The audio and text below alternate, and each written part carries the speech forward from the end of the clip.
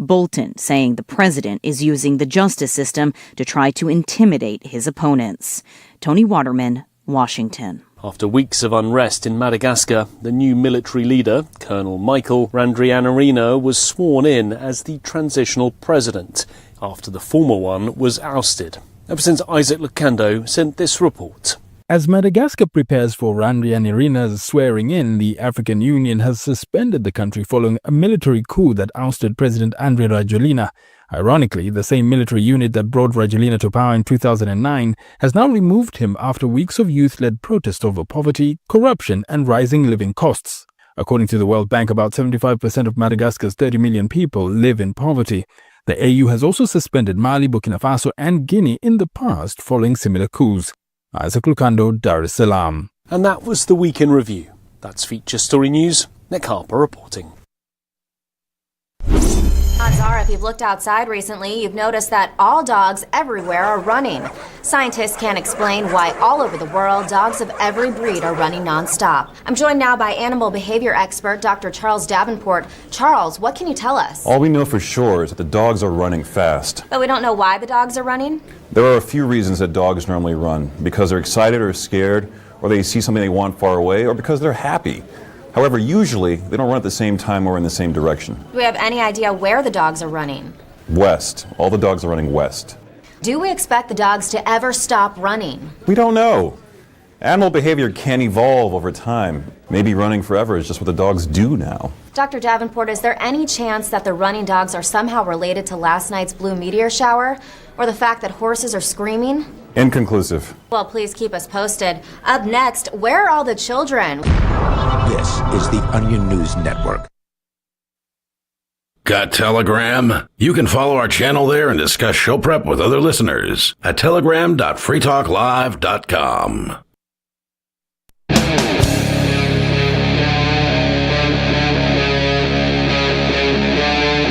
Free Talk Live.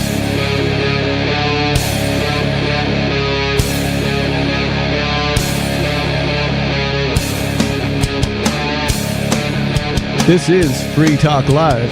It's talk radio you control. You can call in and get your thoughts and opinions on the air. The phone number here is 603-283-6160. In the studio tonight, you've got Stu, Angelo, and Riley.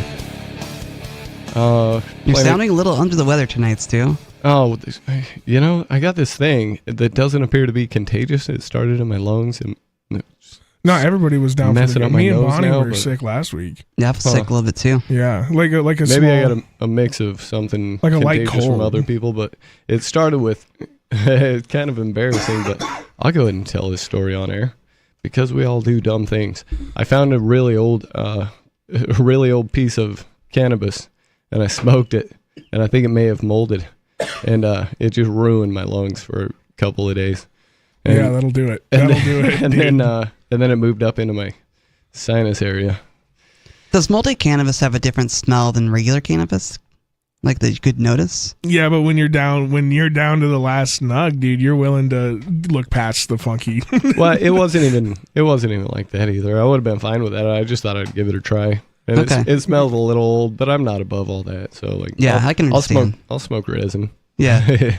So hey anyways. man, that stuff will send you. Resin is like the original dab, man. Like when you were really hard up.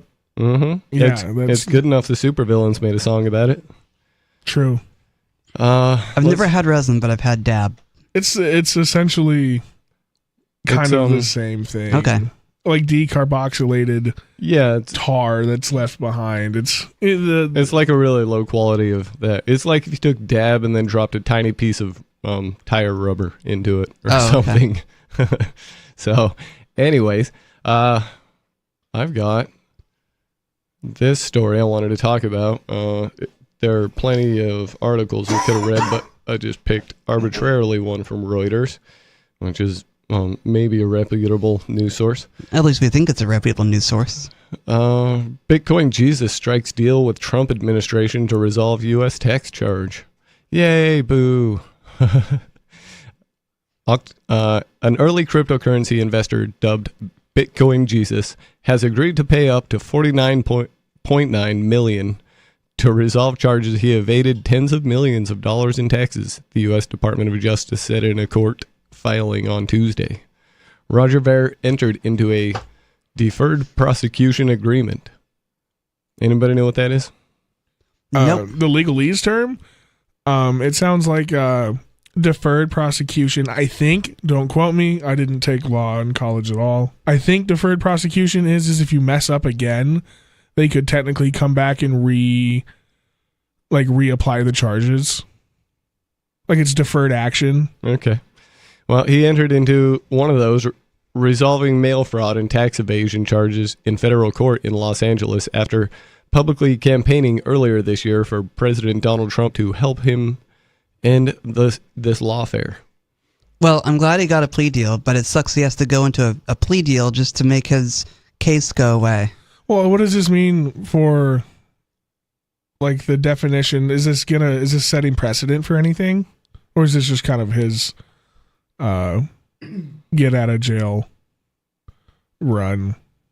Like, if somebody wants to get back and, like, recharge me for these types of crimes when it comes to crypto, like, is this going to set a precedent for that? Yeah, I don't know.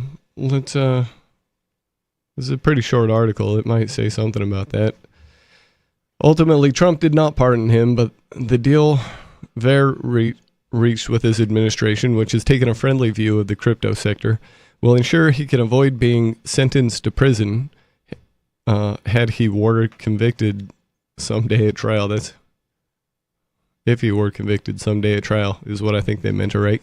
The agreement calls for the indictment against Ver, 46, to be dismissed after 1 month if he abides by the deal's terms, under which the Internal Revenue Service may collect up to $49.9 million, covering his tax liability, civil penalty, and interest. We'll get back more into this, but we've got a caller on the line, and that's what this show is about. So we're going to go to the phones. On the screen, caller, you're on Free Talk Live. What's on your mind? Don't forget to mention, Stu, he admitted to willful tax evasion. Your boy was right. Yeah. Completely right. Well, he misrepresented. It turns out people Bitcoin admit he to all had. kinds of things when they're scared. When they're threatened by a mafia, when they've got a mafia gun in their face. Uh-huh. And they're put in a cage, Skeeter. Do you know about the studies? Obviously, you're not. Hold on. Because they're going to lose in court.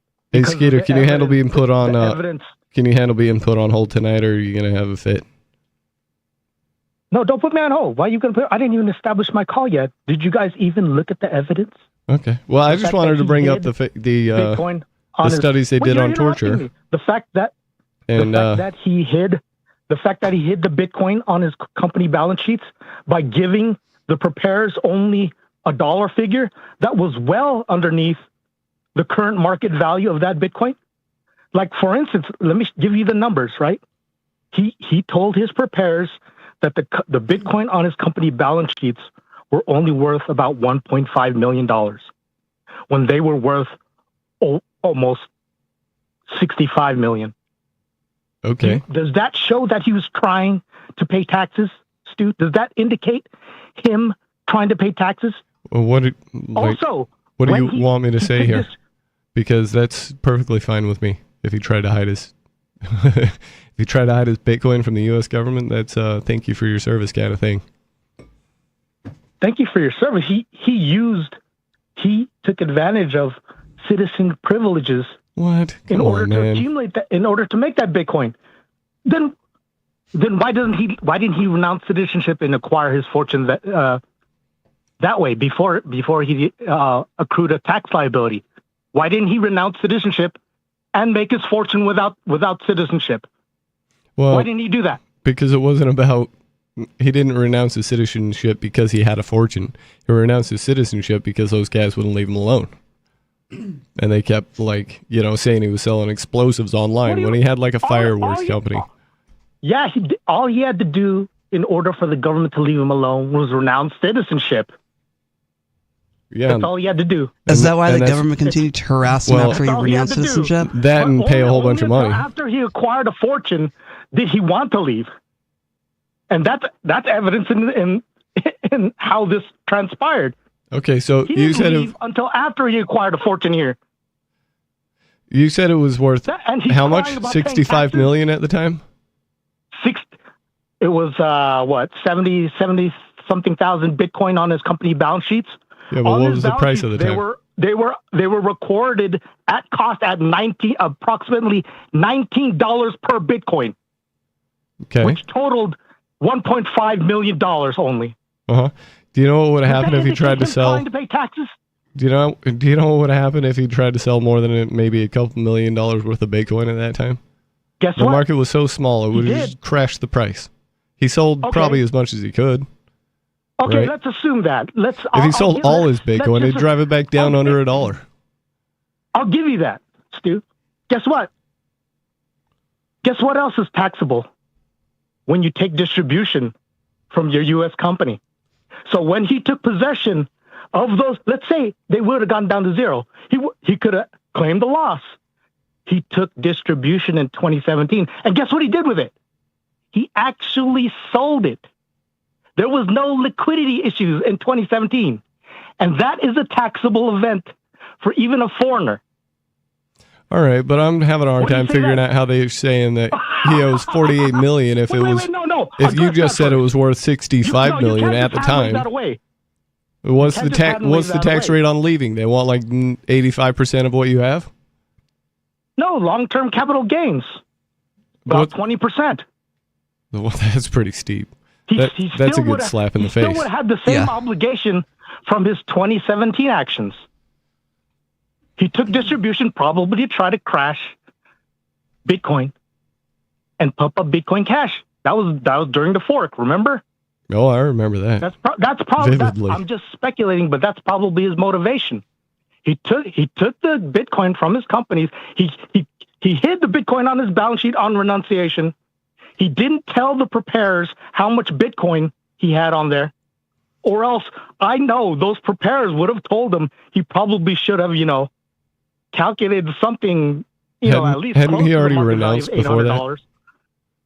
No, we're talking about his obligation for an exit, right? So they do the hypothetical sale at the day or day before or day of renunciation, and he hid the bit. He didn't just tell the preparers how much Bitcoin he had on the company balance sheets, and he gave the preparers a dollar figure of that Bitcoin, which is about $1.5 million versus the market value of $65 million. And that's why the government came after him. They're not trying to silence him because he tried to hijack Bitcoin. He left in 2014. Yes. So why does What are you talking about? So why is it still their business what he's doing in 2017? Because his company, and he owned the companies. He fully owns the companies, 100%, right? His companies, using their profit, bought Bitcoin on their balance sheet. They recorded those Bitcoins on their balance sheet at cost of approximately $19 average cost. So? At renunciation. Why is that any of their Bitcoin- business? He left in 2014, 3 years later. Because it's a U.S. company, which takes advantage of U.S. privileges and laws that help them operate. All he had to do, right, was, not use the U.S. system. Yeah. Which he still did. And he took just. Well, this goes back to my theory that 2017 asking for and sold it. permission to do There's something no you have a liquidity. right to do is probably a bad move in the first place. A right to do. You have a right to leave before you do all this stuff. Not use a U.S. company. Don't use any of the U.S. privileges, and then they won't be. Maybe we should expected to be abolish paid government for so we it. wouldn't have this stupid problem. I'd like to see where you think that if you Roger wanna abolish government, acted you got outside of his rights, though, because I don't see anywhere that happened. Yeah, he did. He did. When? He doesn't have a right to use U.S. privileges and not expect to pay the fees. If he didn't want, if he doesn't need the U.S. government. No, or the this is US, a nice story you got here. It'd be a shame He if something should've happened left. to it. He shouldn't have started U.S. companies. He shouldn't have used the roads or any of the protections associated with being a citizen. Left before all this, and the U.S. government would have left him alone. You know, But that Skeeter. entails him leaving before all this. He didn't leave before this. He used the system, acquired his fortune, and tried not to pay the fees. Probably in protest. You know, he doesn't want to he doesn't want the government to use his taxpayer money to fund wars or aggression or something like that. Yeah. But you can't deny this. You can't deny this. He willfully, and he just admitted this. He willfully tax evaded. You guys just want to ignore this evidence? No. And what he told his preparers? And guess what? On 2017, the lawyers asked him, did you take any distributions from your U.S. companies? Guess what his answer was? No. No. When he told them to give him all that 70,000 plus Bitcoin for him to actually sell in the market. No liquidity issues. He actually sold it. Yeah. What's your excuse now? Well, my excuse for what? Him evading the obligation in 2017. Oh, it's within his rights if he can get away with it. He didn't get away with it, so he has to pay the thugs. I don't know what you want there. So rights are predicated on your ability to get away with things? No. Is that what you're telling me? Straw man, Steve. Straw man. Rights are predicated on whether or not they do harm to somebody. So what do you mean by harm? So if you owning something, even though you homesteaded it, lowers productivity, is that harm? No. What do you mean by harm? You mean Lockean harm? No, I mean to deprive somebody of their life, potential liberty, rights. So what if deprive somebody of their potential right action? Right action. Or the security and their well-being. Security and what if that entails aggressing on them? Like, what if aggressing on them maximizes security and well-being? I don't know what you mean by aggressing. Right? Do you mean like violence? Preventing them from willfully utilizing their own body or property. Oh yeah, that's harm. That can maximize well-being. Like stopping someone from smoking bad marijuana. Sometimes restraint on a human is for their own good. Yeah, I'll agree with that. Yeah. So, what's your point? Mostly because the action they were going to take otherwise was going to cause harm. How can you? So what you just said doesn't square with libertarianism. I know. The libertarians have some serious problems they need to work through. What's your point, man? So you're not for freedom. You're not for total, absolute freedom for people. Well, yes and no. I'm for you guys. I'm for as much freedom as a person can get socially. You guys without being slapped down for it. You guys are just full of rhetoric and sophistry. There's no logic here. Well, I don't know what's honest, missing. What contradicts? What contradicts? You just freedom and absolute freedom. No. What is absolute freedom, though, Skeeter? Letting people do with. At one point, I would have said through a lock-in chain. At one point, I would have said, "Yeah, freedom, freedom for everything." But there's definitely some nuance to it. There's definitely the aspect that you got skeeters running around who are clearly not capable of running their own lives, right? And so, you can't have just who makes that decision. Who makes that decision? Hopefully, your parents, man. But obviously, if not your parents, then the people closest to you. Yeah. Hopefully, you have good friends. The people who have to deal with you. What if they're incompetent? What if they want to put me to hard labor as a 10-year-old in a mine? Well, if I know you, I'm probably going to prevent that. If I don't know you, it's tough, man. What right do you have to do that? So wait, we're throwing I would away never do that, right? We're throwing away libertarianism. Absolute freedom is now we're exploring Stewart's ethics, right? I just natural law. It all fits within natural law. The only natural law here is evolution. If you're not referencing evolution, natural selection, you're not referencing. I think your ideas of evolution are highly confused. You should read a lot about the the people who want to contradict the narrative about evolution and just see what they have to say, because it's what are you talking it's far about? more Do you know what evolution it's far I'm more talking about? complicated than nature drives humanity to an end goal that it has in mind. Like, nature doesn't have an end goal in mind for humanity. Yes, it does. No, it really doesn't. Have you?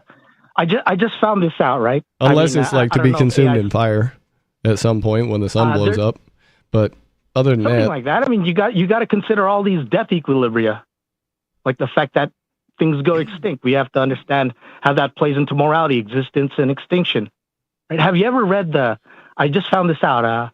This fictional novel by Isaac Asimov called The Last Question. no, that guy kind of gives me the sums up- creeps.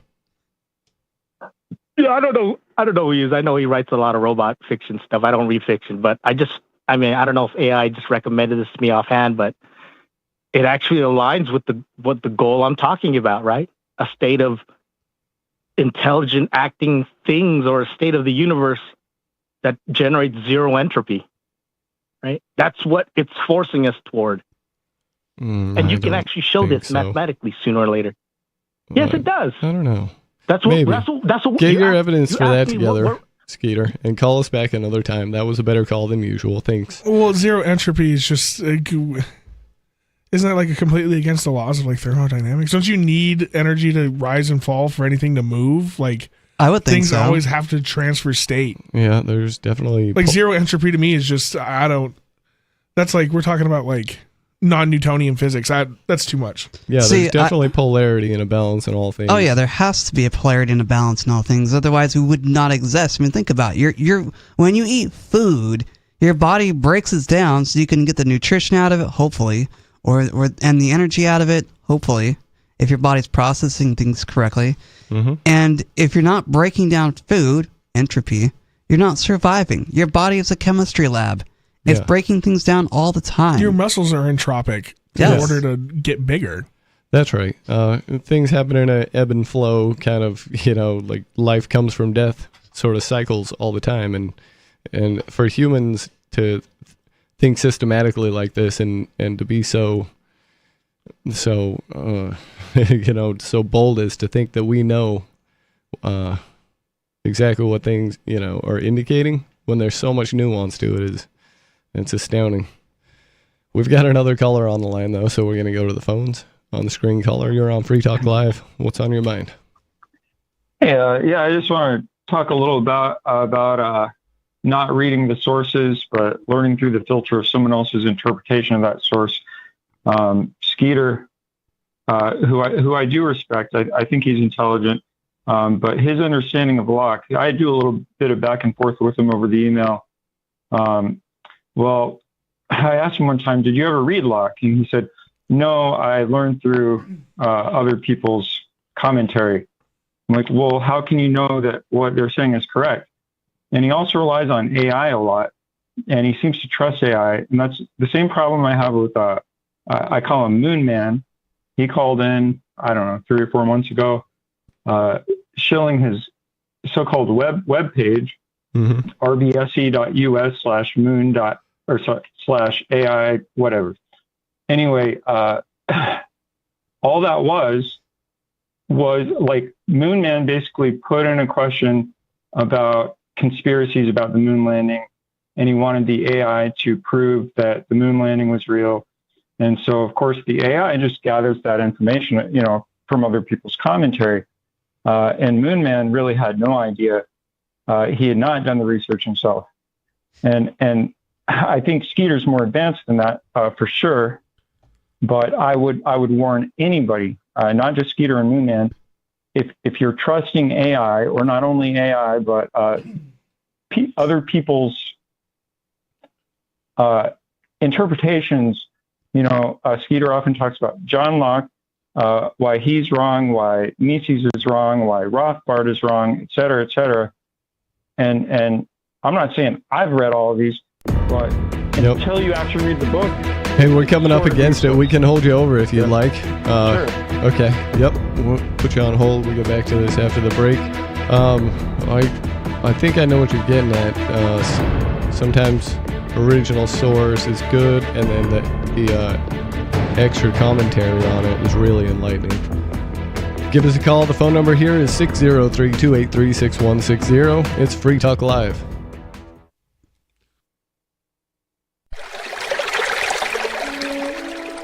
Fact.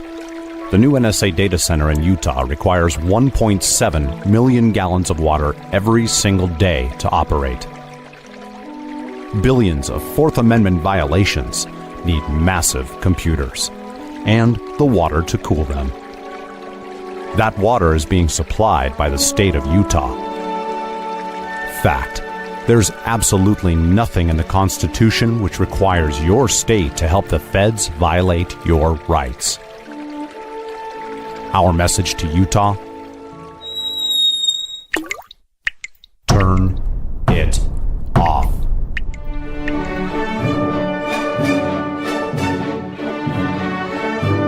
No water equals no NSA data center. Visit offnow.org.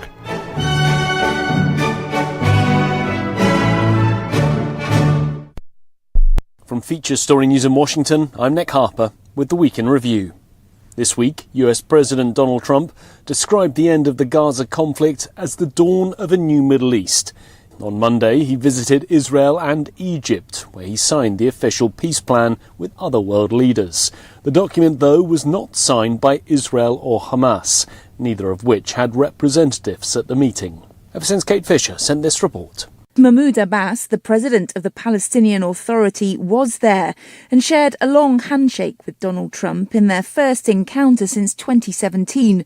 The Trump administration had denied Mr. Abbas a visa to travel to New York last month for the UN General Assembly.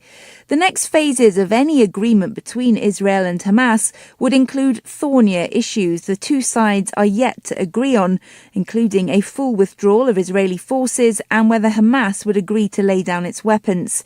It remains unclear whether such a brief gathering of leaders could make serious progress towards these goals. The Gaza peace plan led to the release of the remaining 20 living Israeli hostages. Their families shared joy and relief at their return to Israel after 2 years in captivity. Ever since Blake Sifton in Tel Aviv was monitoring developments and sent this report. Throughout the day, we could see helicopters in the sky, and they actually circled around and did flybys over Hostage Square, where tens of thousands of people had gathered from the early hours of the morning to watch the scenes of the hostages being released on large screens. Now, while there was relief there, the hostage families received bad news elsewhere. Of the deceased hostages, of which there are 28, it was announced that only 4 would be returning to Israel today. Israel then began releasing the Palestinian prisoners in exchange. That included some 1,700 people who were detained in Gaza over the last 2 years. It included children as well as women and medical professionals seized when Israel raided hospitals. On Friday, President Trump met Ukrainian President Volodymyr Zelensky at the White House. That followed confirmation on Thursday that Trump will meet Russian President Vladimir Putin again, this time in Budapest, in the next couple of weeks. Their first summit in Alaska drew criticism for failing to make progress on ending the war in Ukraine. Ever since Pablo Gutierrez sent this report from Budapest.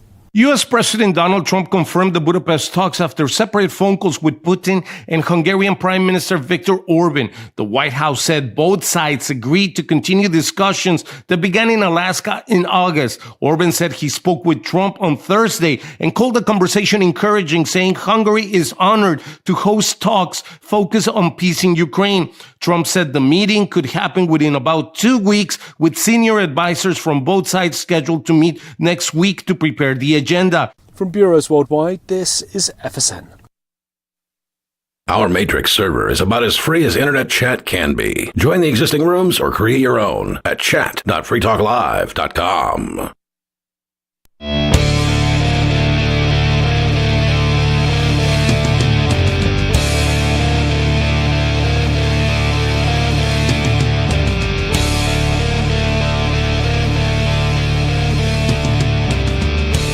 This is Free Talk Live. This is Talk Radio you control. Give us a call, 603-283-6160. It's a call-in show, and we will get you on if we can. I would like to thank Elephant for being an amplifier with us here at Free Talk Live. That means the elephant went to amps.freetalklive.com and signed up to support the show.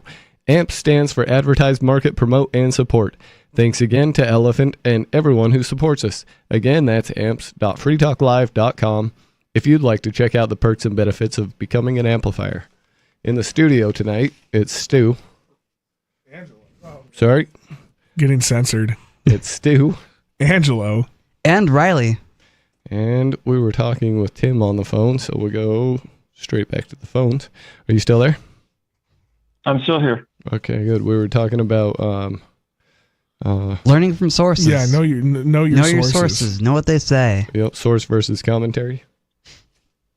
Sure, and even he brought up, I believe it was Last Robot by Isaac Asimov. I haven't read it, but I would ask him, I probably will ask him later, hey, did you read that? And my guess is he's going to say no. But just like you already said, I don't read science fiction. One time I asked him if he had read Plato's Republic. He said philosophers are garbage. I agree with him on the religion. He said that was Skeeter that said that. Raised Catholic. What's that? Skeeter said that. Yeah, he said philosophy, something like that. I'd actually have to pull up the email, but basically that it was a waste of time to read philosophers because of what he had learned through other sources that they had said. A lot. And that's my problem. And go ahead, because I have some more comments on this, but I don't want to get too excited here. Well, my issue is, isn't the Republic technically a secondary source of a conversation between Aristotle and his friends? Well, technically, it's or I guess reported by Herodotus that conversation even took place. So okay. So it's technically so really you're reading Herodotus when you read all of this stuff, but it's worth reading because it's in the public mind so much that if you don't understand it, that you don't understand where human psychology is in the collective at this point. I feel the same way with like the people misrepresent Machiavelli's The Prince all the time. I think it wasn't a map on how to be an evil tyrant. I think it was more of a commentary on how evil tyrants operated. I don't think he was supporting it. I think it was more of a commentary. It's a lesson in psychology. Yeah, that's right. Yeah, I had asked Skeeter what religion were you raised in? I was raised Jehovah's Witness myself, and not to get into that, but Skeeter said he was raised Catholic and quickly realized that religion's garbage. Well, I think in 1 Corinthians they basically say, the philosophy and use of logic and basically people debating and things, that they're actually fools, and that the fools are actually wise that don't do that. And so I find it interesting that he rejects both. Sometimes I really think he's just playing the devil's advocate. An oversimplification of let me strike that. The guy that called in about the moon landing, he said, I made this website, rbse.us/moon/AI-moon.htm. Okay, and I went there expecting something great. I'm sorry. All he did was post a question. It wasn't even a question. He went to ChatGPT. He said his input was conspiracy about the moon landing. And everything below that is basically trying to discredit and debunk. Okay, there you go. Debunk the saying. So he does do some more input. Debunk the saying that the moon landings never happened. And what I found with AI, this is really what my call is about. There's a proper way to use AI, and there's an improper way to use AI. And I feel like it's becoming a new religion to people that are using it improperly. You can use it to find sources. That's a good use of it. You ask a question, you can't trust anything it says, but then you look at the sources. Okay, where did you get that? And you go to each one, you check it out, bookmark them, do your research. But another thing I found with AI is it interpolates a lot of stuff. So what it cannot find from the sources, it tries to fill in the blanks, and it usually makes a lot of mistakes. Mm-hmm. I find that too. Well, that's because it's just the way they're designed is it's just like when you start typing into Google and it comes up with all those, like it finishes your sentence for you, like with the prompts, like you can, and so you can just like quickly click on what you're searching for. I mean, it's the same thing. The mass language models are just guessing what the next word should be. Mm-hmm. In the context. So if the word looks like it fits, it'll just leave it in there, regardless if it's factual or not. Yeah, it has no concept of true or false. It just tries to satisfy, the questioner. And that's as far as it goes. If the questioner is satisfied, it was successful. If not, then then it adjusts. Google is a great tool for what do you call it? Self-bias. What's that term? It was like the greatest tool. No matter what you believed, I had a roommate. He would say, "Such and such, is this real?" And somebody out there said it was real, and so it would come up in the search results and it would say, "See, I told you, I knew it." And AI is like a hyper version of that. So people that think that way, it's like the worst thing they can use. Especially if it's weighted wrong. Because if a bunch of people believe something that's not true, then the AI is just going to be like, yep, that's the facts. That's what everybody else says. Even though that's not what is real.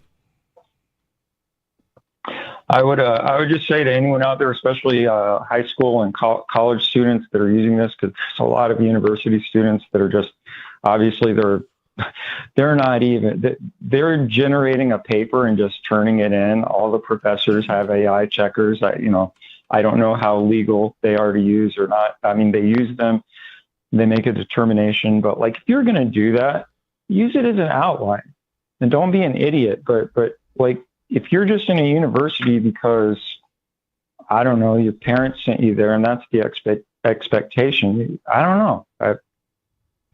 I just really worry about people. Well, a lot of it is, I mean, I used some GPT stuff while I was in college. That stuff was still around when I was still in school. And yeah, I totally used it. Like what you're saying is like an outline. Because once you really read into the meat of some of these papers that the AI spits out, it's just, it's hot garbage to say the least. And I would actually be pretty disappointed with myself to co-sign stuff like that, because it really is bad. But using it as an outline, like, I mean, yeah, that's great. I use it as an outline for like resumes, cover letters, stuff like that.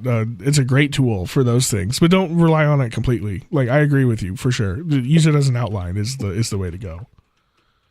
Yeah, people are trying to get out of learning how to critically think, how to do critical research, check against their own biases, learning how to write.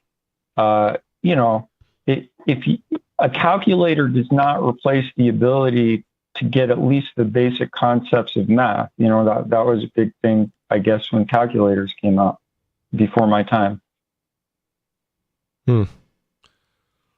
Yep. So for one example, I just quickly looked up a thing I already know about, which is I asked the Google AI, is the mission of the Rhodes Trust to reclaim America? And it says it is not. It's to find students to go to Oxford. And then it says the idea that the Rhodes Trust has a secret plot to restore American ties to the British Empire has existed for a long time, and it says some things. But it's not going to tell you about William T. Steed, and it's not going to tell you about, all that stuff. You really got to... And his connections to Tavistock and... Yeah, you really got to learn how to do your own research. Yeah, and you got to know what source to trust, too, and that's always the hard part. You got to be careful with that, too, because let's say somebody gave you correct information 9 times out of 10, the 10th time you're going to trust them. And, it's easy to... What do they call that? Like a long con, and it may not even be intentional. That's right.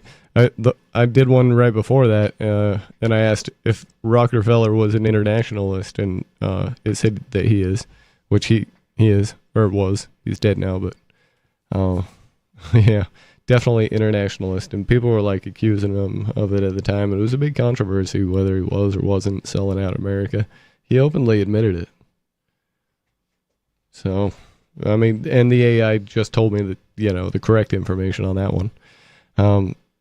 So you're right. Sometimes it'll tell you the truth. Sometimes it won't. You gotta learn to dig a few layers deeper. If you can get past 3 layers of things, usually you're pretty good. I think one of my that's as far as most people seem to want to go. They go like they'll ask the AI, and then they might click on a link that the AI gave them, and then they might, maybe look into one layer deeper, but they're not going to keep going. You just got to keep going. You got to go until you've settled all the things that don't make sense about what you're looking at. Yeah, it's really a mentality, and it goes beyond AI, and it goes beyond how people use Google. Even going back to newspapers, people want a quick and easy answer. They don't want to think about it. They don't want to question anything. I'm oversimple. I'm painting with a broad brush. Yep. Yeah, that could get me started on I'm going to let you go, okay? Yeah, thanks for the call tonight. Those are some good points. He says he's worried about people, and I think everybody's worried about people right now. I think that's true. We drove past. I guess probably everybody knows that today was protest day or whatever. No King's Day. No King's protests. Yeah, we were doing some stuff today around town, and we drove past where they had the protest over in Brattleboro, where people are a little bit even more lefty than they are on this side of the river, and so it was interesting. Well, there all was 50 somebody. people. Yeah, well, no, they had a couple hundred. Oh, really? Yeah, probably a couple hundred people. And somebody was like, yelling into a speaker about this or that. There's a lot of signs and whatever. It was entertaining, but I don't know why people do that. It's kind of the adult version of throwing a temper tantrum. It is. Well, how many looked like just retired old white people that didn't have anything else to do on Saturday? No, I don't know. Vermont's weird like that. They must put something in the water because it was a pretty even mix. The first time I was ever in Vermont in my entire life, I went to Brattleboro, and we stopped in, I think it was a Shaw's or a Hannaford, whatever's that grocery store on the main street in town is right there. I think it's a Shaw's. We went in there, and I don't even know how to explain it. It was like everybody had like an uncanny valley face. They were all super pale. It was like stepping into like a Twilight Zone episode. They were all kind of androgynous with super sunken in eyes and depressed faces. And I don't know if that's just Brattleboro or, the Vermont. I got bad vibes from the first time I was ever in Vermont from all those folks. Yeah. I think there's definitely a higher rate of homelessness and drug use and whatever. Anyway, that is to say that definitely people are worried about other people, but I think most people ought to be a little more worried about themselves. Most people are worried about Trump being a king and being a dictator, when in reality they should look in the mirror and realize that, they themselves want to be dictators of someone else's life. Yeah, what Trump does has got so very little to do with you unless you let it. Unless just you don't see why people. Your local governments have more of an effect on your life than Emperor Trump, and yet here you are screeching about a king while you're still paying your taxes and sipping your coffee from the Starbucks cup. That's right. It's like Jordan Peterson says, clean up your room first. Exactly. Clean your own damn room. I don't know. I'm not going to say. If I wake up in 2028 and Trump says he refuses to leave office and takes the throne, or so to speak, then I'll call him a king. But as of right now, this is what half the country voted for, right? Like if we believe that the elections are real. I think maybe 14% of the country voted for it, I would guess. Because I don't think, certainly not the whole country votes. Yeah, I think about half of eligible people vote. True. Well, if of the voters, enough of the shareholders got together, and I'm not saying this is the right system, but if this is the system that is, well, then that's what the people who voted for. So until he says he's not leaving office, I don't see him as like a king or like he was installed by the process, right? He hasn't taken it for himself. He didn't march over the Rubicon and install himself dictator. Well, it's just ridiculous because it got people so bifurcated on this, so dual split that if the other side's champion, let's say if Gavin Newsom became president for 3 years and the left really liked what he was doing, then he wanted to move a throne into the White House and say he was king forever. I'm sure they would cheer that right on. Oh, of course they would. I'm just saying I would lose it regardless. Like until, but right now isn't that moment. Yeah, I guess, I don't know. People need to see that they're playing a stupid game. They need to take care of what's going on in their minds that causes them to give their power to this and clean that up first. If the No Kings protesters really wanted to have an effect, maybe they should stop paying taxes. I mean, you can march in the street all you want, but until you stop paying your taxes, you're not going to hurt the government. Well, that's all it took for the Democrats to get on the wave of shutting the government down. As soon as it's somebody they don't like, they're willing to to close it. And it's like, so now this is what it takes for you to restrict the money flow, is when there's somebody doing something you don't like. Why couldn't we just restrict the money flow, period? Why do we need all this funding to begin with? Why do you? Because they use it as it's a political football. Whenever they want to, they can turn the taps off. It's just more political warfare. That's the only reason I think they really hold on to it. Well, that and power. But if they can just turn off the flow anytime they want to, why wouldn't you use that? Mm-hmm. Yeah.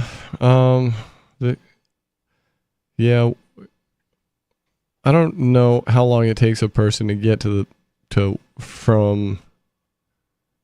from just looking around to see if there's something better than, this red team, blue team paradigm that they're in, to a better understanding of their own mental functions and how they give their power to things that they don't want to see, and how to divert that power into things they do want to see.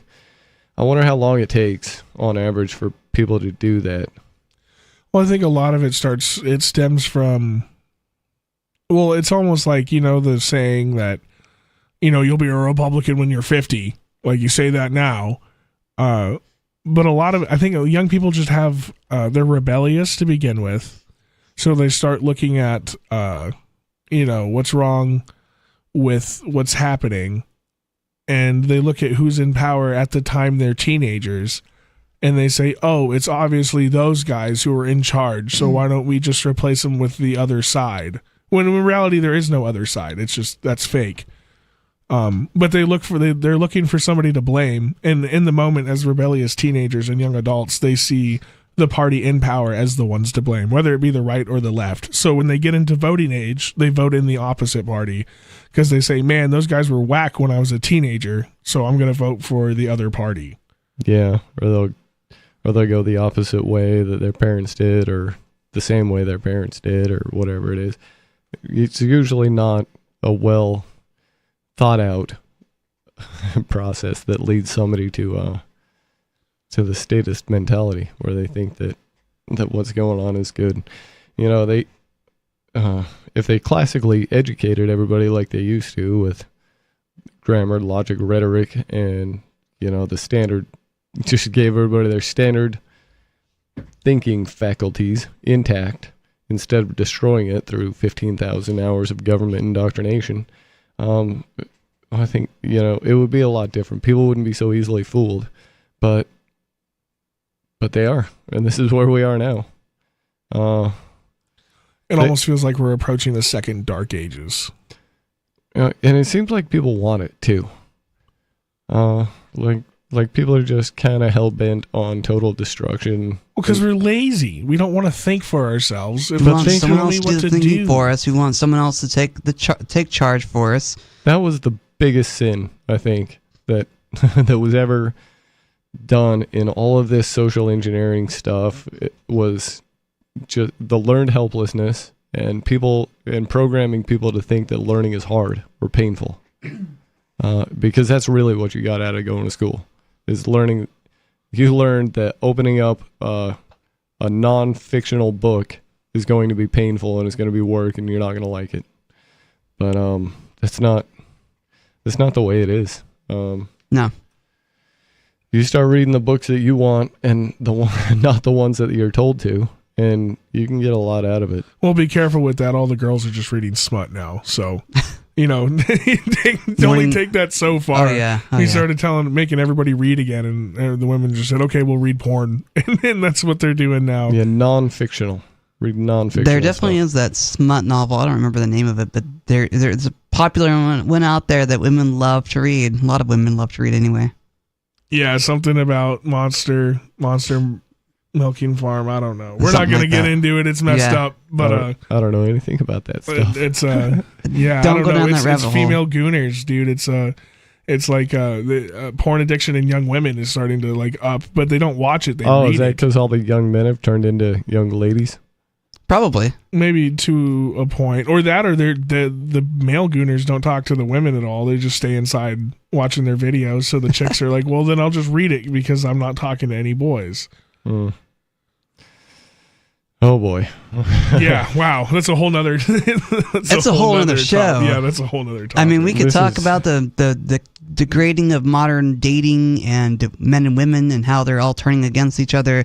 It's a class warfare. It's a gender warfare. It's a sex warfare. It's all the warfares. It really is, but it's on all, it is on all fronts. But oh yeah, it's to keep you distracted so that you don't go in and fix your own mental processes. So you don't ask why the Fed prints trillions of dollars. Yep. You want to be worried about why you don't have a trad wife. They keep you focused on your trad wife. Yep. And not why your dollar is getting devalued every day with hyperinflation and the Fed printing is just currency. the tip of the iceberg too. That it is. Through things like rehypothecation and just they've got so many fractional reserve. They've got banking so and many tricks up their sleeve that now they've stolen more from you than you could have ever possibly had anyways. They've stolen into the future. Like they've stolen so deeply that the coffers are going to be paying this back for a long time. They figured out how to steal your future. Yeah, basically. That's insane. Yeah, well, by scooping up all of the things that are actually kind of universally valued, mostly land. I think that's the only thing that really holds any value anymore. Also, period. Though, they're getting to the point where they're going to decide who can and can't breed, because that's definitely on their list of things they need to get done, and you can see them working towards it. And it'll be the wealthy who can breed. Yeah, the wealthy and the well-connected. That's right. While the rest of us plebes can't breed, they'll sterilize you and say you can't breed for whatever reason. Maybe, I don't know. If your genes are right, then you might be harvested for your, and then you might have an offspring somewhere, but you won't have children. If you're disabled, they'll just snip you and say you're out of society now forever. They tried to do that already. I mean, it feels like they did that for a long time. America did that for a long time. Forced sterilizations for disabled folks. Yeah. And you don't think it's going to happen again? For disabled, with the air quotes, folks, right? There were plenty of cases that you could see people were perfectly competent, normal people. Just giving wives lobotomies. Had it out for them, and they're like railroaded them right into the insane bin, and then forced sterilization, and man, it's horrible. If you go through and read the quotes, like three generations of imbeciles is enough. It gets bad. It's very ugly what's gone on, but who would build more roads, right? Give us a call. Give us your justifications for why you're still voting and playing this stupid, left-right game when we could be doing better things. Phone number here is 603-283-6160. It's Free Talk Live.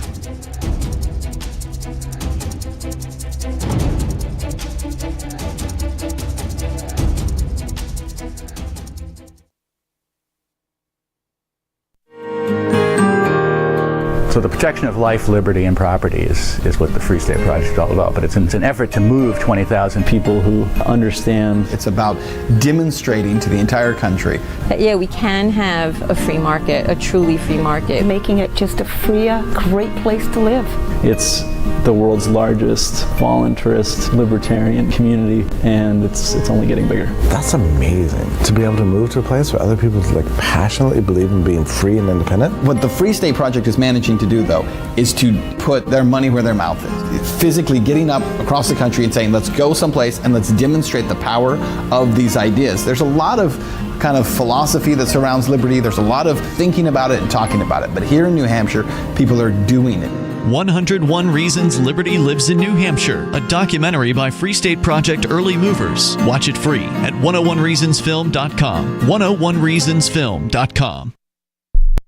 Are you tired of governments murdering people around the world? Stop using their money. There is an alternative. Bitcoin is a stateless, free market, non-political currency. Bitcoin cannot be inflated or controlled by any government. By using their money, you are helping the state. Stop doing it. You have an incredible alternative available now. Learn it, use it, spread it. Get started with Bitcoin at bitcoin.com. That's bitcoin.com.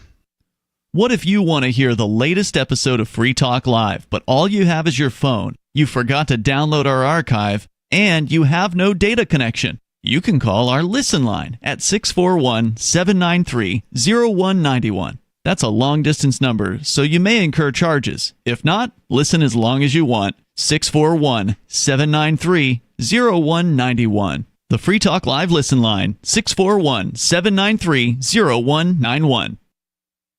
You're listening to the live edition of Free Talk Live. Hour number 2 is next, after the news, here on the Liberty Radio Network at LRN.FM. From Feature Story News in Washington, I'm Nick Harper with the Week in Review. This week, US President Donald Trump described the end of the Gaza conflict as the dawn of a new Middle East. On Monday, he visited Israel and Egypt, where he signed the official peace plan with other world leaders. The document, though, was not signed by Israel or Hamas, neither of which had representatives at the meeting. Ever since Kate Fisher sent this report. Mahmoud Abbas, the president of the Palestinian Authority, was there and shared a long handshake with Donald Trump in their first encounter since 2017. The Trump administration had denied Mr. Abbas a visa to travel to New York last month for the UN General Assembly. The next phases of any agreement between Israel and Hamas would include thornier issues the two sides are yet to agree on, including a full withdrawal of Israeli forces and whether Hamas would agree to lay down its weapons. It remains unclear whether such a brief gathering of leaders could make serious progress towards these goals. The Gaza peace plan led to the release of the remaining 20 living Israeli hostages. Their families shared joy and relief at their return to Israel after 2 years in captivity.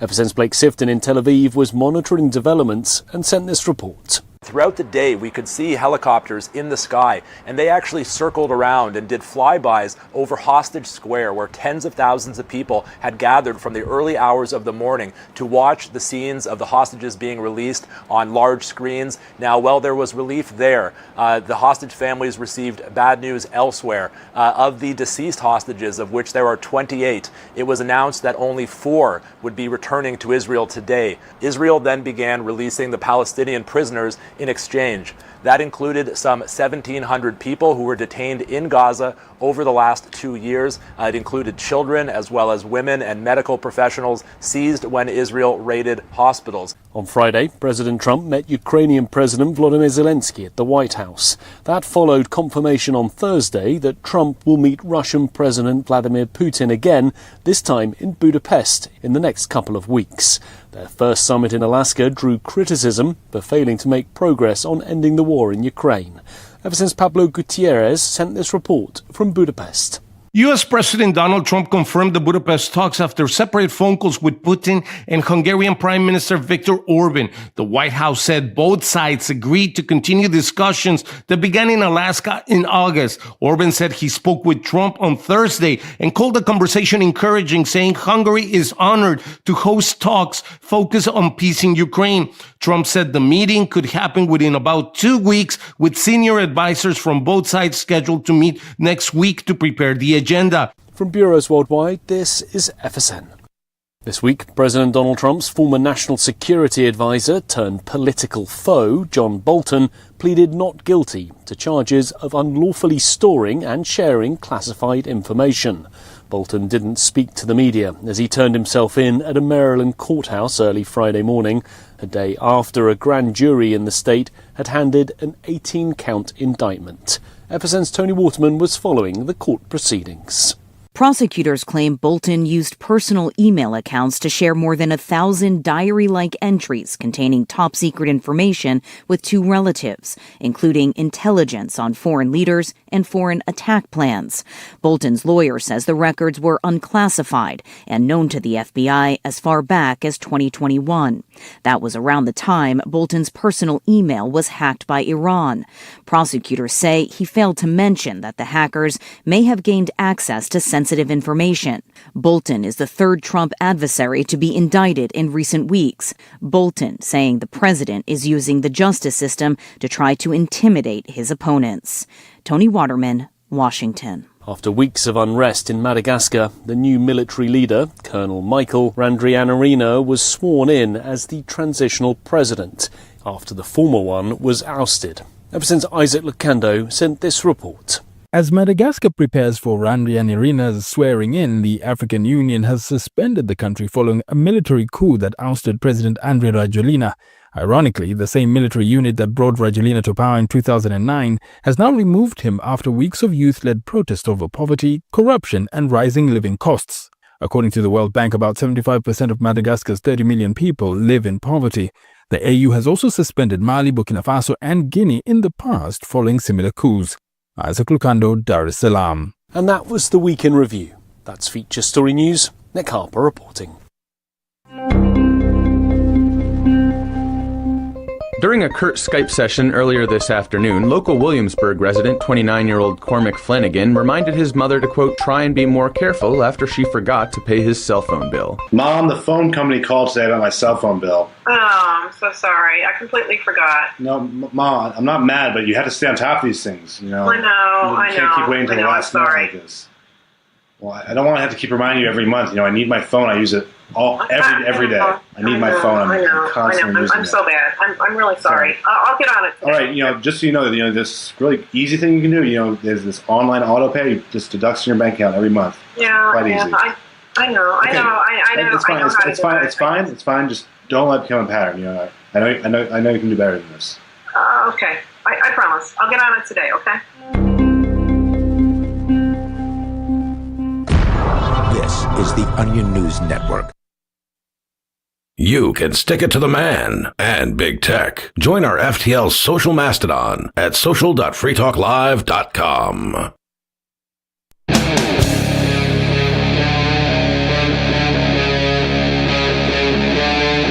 Free Talk Live.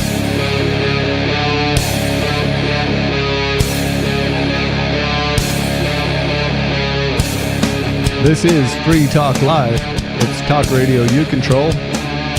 You can call and get your thoughts and opinions on the air. The phone number here is 603-283-6160. Are you tired of the oppressive rules and moderation of the big tech social media sites? Our Mastodon server at social.freetalklive.com can set you free. Mastodon is free, open source, decentralized, and federated. Multiple apps are available for iOS, Android, Windows, Mac, and Linux. Social.freetalklive.com. In the studio tonight, it's Stu, Angelo, and Riley. We don't have any callers on the line, so we're going to talk about, well, we were already talking about No Kings. I don't know how it went. I just know how it went in my hometown. There was a couple hundred people, which is, you know, that's a sizable gathering for Keene a had protest. like 50. But Brattleboro's got they've got at least 75 people that protest every weekend. Anyways. Oh, kind of like the Keene has had that anti-war those anti-war protest. guys, they're awesome, man. They have been doing that for like 20 years or something. Yeah, but it seems like they change their signs depending on the flavor of the week. Yeah, I've noticed. Like, do they though? Like, yeah, I've seen I've seen a lot of make peace. Not, you know, I see the peace signs, but then they'll have something No Kings or Down with Trump, or there'll always be like an extra sign. Like they'll just, some messaging changes depending on the flavor of what they're mad about this week. Well, they're certainly not accomplishing a lot, but I do like their spirit. Yeah, I mean, they've been doing it since they were in college. They just didn't move. Yeah. They just stayed in Keene and said, well, let's just do this, man. Let's just keep doing it. Oh, this was cool. Remember when we used to smoke a joint back here in 1965? Weren't we the coolest guys in Keene? We still are, bro. Yeah, we're still the coolest guys in Keene. And they probably are. They probably still are the coolest guys in Keene. Yeah, probably. They just haven't grown up yet. Looks like in New York they had thousands gathered? Well, of course. I mean, you have a population of 20 million people. If 1 out of 10,000 people show up, that's thousands of people. Yep. 1 out of 5,000 people show up, that's still thousands of people in a population of 20 million. When you guys hear no kings or whatever, do you hear the unspoken until it's our turn?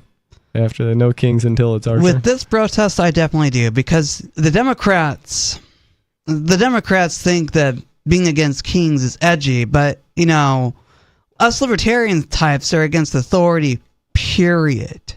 I think that's more edgy. Yeah, I feel like they would have put Barack Obama up as king. Yeah. Oh, yeah, they would have. Oh, in a heartbeat. In 2016, if you could have given them the option to make Barack a king, they would have done it. They would have done it, no questions asked. The whole country, maybe even part of the Republicans would have voted yes on making Barack Obama a king. And this is the problem with statism in general, is that it's an ideology of authority, control. People in power get to do what they want, and they get to create this arbitrary institution they call government or the state, and it gets to control their neighbors, their friends, and everyone bows and scrapes at the foot of this institution as though it's God-given. It is not God-given. It's an authoritarian monster that gets to control your life and your neighbor's life through violence and through coercion and through theft. Yeah, and it's really a mind game too, where you got this game of who's the extremist, right? Because they'll call somebody with extreme views of peace as the end. They'll call that extremist. But those guys always have a moderate outcome that they want to reach, but they're willing to use extreme measures, digital IDs, bombing campaigns, ICE raids, programmable, trackable money. Mm-hmm. They want to make sure they track and trace every purchase you make and get to decide. Yeah, those things seem what they pretty want you to buy. extreme to me. Yeah. So who's really the extremist? Especially since most people of the kind of self-governance anarchist bent aren't willing to take extreme measures to get their outcome. They'll take moderate measures for their extreme outcome. So I don't know. Well, because part of that, it always comes back to, well, are you no better if you take, do these same things for your ends, right? Just because you believe your vision of the world to be superior to the next guy's. The fact that you're willing to use tyrannical measures and mafia tendencies to get your way, that just because you see your vision of the truth is better, there's no difference in my head, right? It's the same game just because you think the picture should look a little different. Mm-hmm. It's strange to me that there are people in the world who believe that they get to control the life of their neighbors and get to tell their neighbors what to do. Now, granted, their friends are going to support them in this, but, I don't get to tell Angelo what to do. Do I, Angelo? No, not well, unless I was, in breaking your stuff or hurting or you on my property. Or I mean, you can tell me. I can tell you what to do then, because we believe in rules, just not rulers. Mm-hmm. Let's go to the phones where we've got an on-screen caller on the line. On-screen caller, you're on Free Talk Live. What's on your mind? Oh, this is Sarah from hi, Sarah. Mexico. Hi, Sarah. Yeah. Well, you got me. What happened to Bonnie? Oh, she's just out doing something with somebody. She's hanging. I think she's at a little get together. She's hanging out with friends. She's got the night off. Got a break. That's good. Yeah. She's taking a night off. Well, I wanted to talk to you about our mayoral candidate. So they've had a television debate with the top 4 candidates. So they were actually televised and it was broadcasted on TV. And, there's one candidate, Darren White, and he's like, I'm going to solve the homeless problem by, if they refuse to get help and they offer help, I'm going to put them in jail. And I'm just like, just keep it up because nobody's going to vote for you. Not here in Albuquerque, So. He says he wants to, you said, jail the homeless? Right. In other words, we have this, what is it, the homeless shelter I was talking about, that Gateway Center. So we have the AC at Albuquerque Community Service. They go out and approach you. Do you want help? We have shelters for you. We'll take you. But if you refuse, he's promising to put them in jail. And this guy's not going to win. Huh? This guy's not going to win. Not in Albuquerque. Oh, is he an ex-cop? Oh, he's very militant. He's an ex-sheriff. He's an ex-sheriff. He's a very militant pro-cop. He's kind of creepy. On his website, it says, I have a proven record of fighting crime, protecting our communities, upholding law and order. I'll unshackle the police. End Mayor Keller's failed sanctuary policies, clean up homeless encampments, and restore safety to Albuquerque streets, parks, and businesses while cutting government waste and making our city a place where families and businesses can thrive again. This guy sounds like a horror show.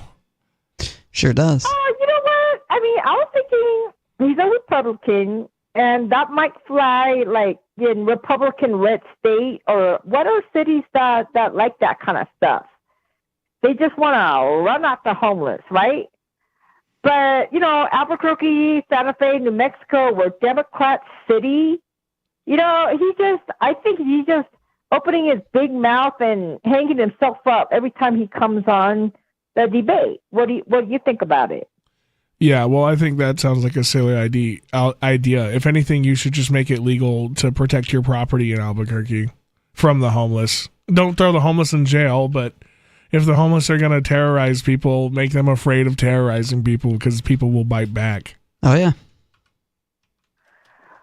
Well, remember they had this went to the U.S. Supreme Court. So what is settled out is that you can break down illegal encampments as long as they have provided service. So a homeless person is right now not ready to quit drinking. You have to be sober to come in. If you're not ready to quit doing drugs, you can't do drugs inside the shelter. If you're not ready to follow all the rules and say, I'm not coming, he's going to put them in jail?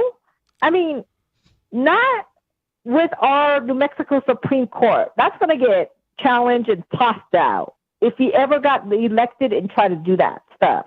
Well, are these guys camped on public property, or are they, I think that changes the game too. Like if somebody has a tent in my yard because his car broke down on my street and this is just where he's camping, and I wake up every morning and he is on a tent on pretty in my yard, I'm kicking him out. I'm doing everything possible to get this guy away from my stuff. I don't want him there. Regular people don't want them up in their face. So how do you solve that problem of the guy who doesn't want to get sober? Do you just give him a flop house? Is it a government paid for flop house that he can just sit and be drunk in? Well, that's what I'm saying. The sober place. Well, we're talking about public property, public. We're not talking about your yard, your private property. But what about that sidewalk right in front of your yard? If he pops up a tent, that's when it's a city property, and that's where the issue is. And I guess unless the city ordinance says I'm responsible for that section, and I have to if I have to keep the grass cut on the other side of the sidewalk from my yard, and that's my responsibility to maintain, then no, he's not leaving a tent there because I'm obligated to maintain that piece of property. Well, that is an illegal encampment.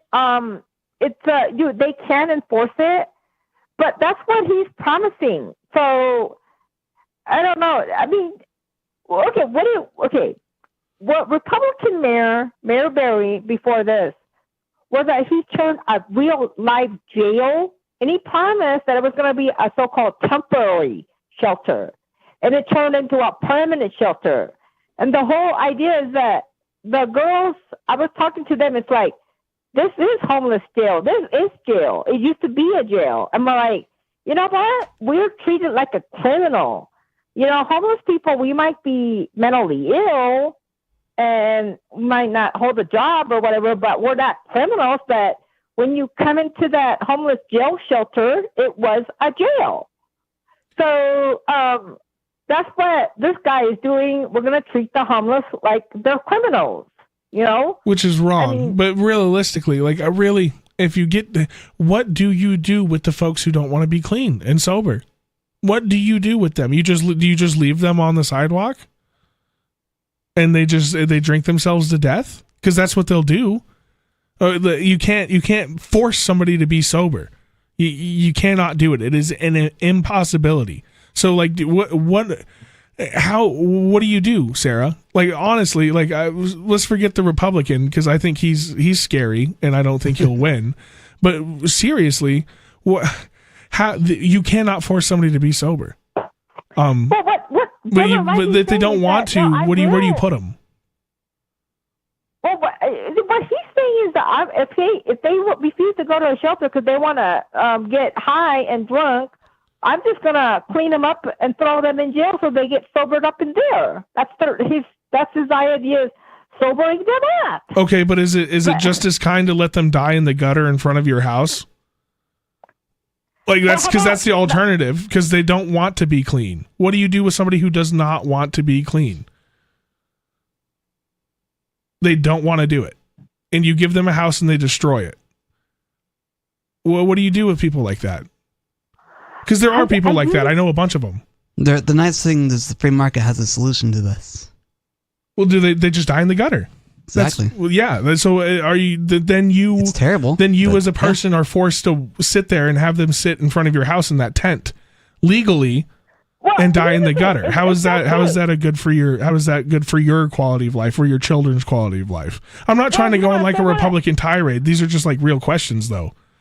Okay, remember that little bum park that I always talk about? That little 15 by 20 feet park that I find needles and pipes and meth foils and everything. We have that problem there. They said they actually pitched a 10 orange tent for 3 days. It took them like 3 days for them to come around and evict them. It's illegal camping. But that's a public park. That's public property.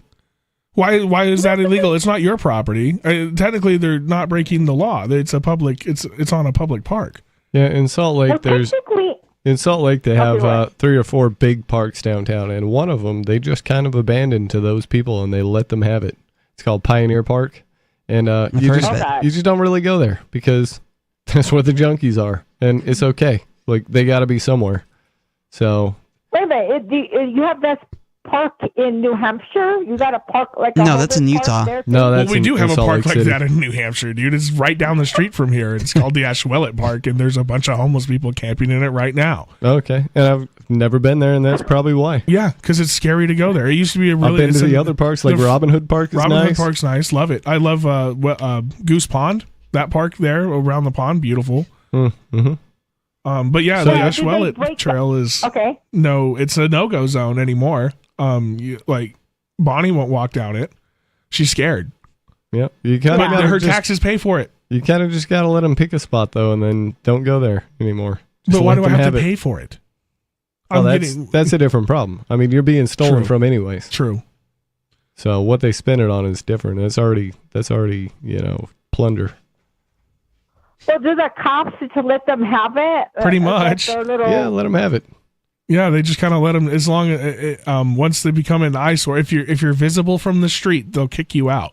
Yeah. But if you can get up in there and down in the creek bed and get up under some brambles and get your tent set up and you're kind of hidden, you're river folk, I guess. And back in Salt Lake, the bicycle cops ride through there and make sure that like nobody's being stabbed or whatever, and they'll handle it when those things happen. But otherwise, maybe, or maybe they just clean it up when it's all over. I mean, the east depending side, on what's easier for them. Back home, the east half of my county, it's a huge county, in Oregon.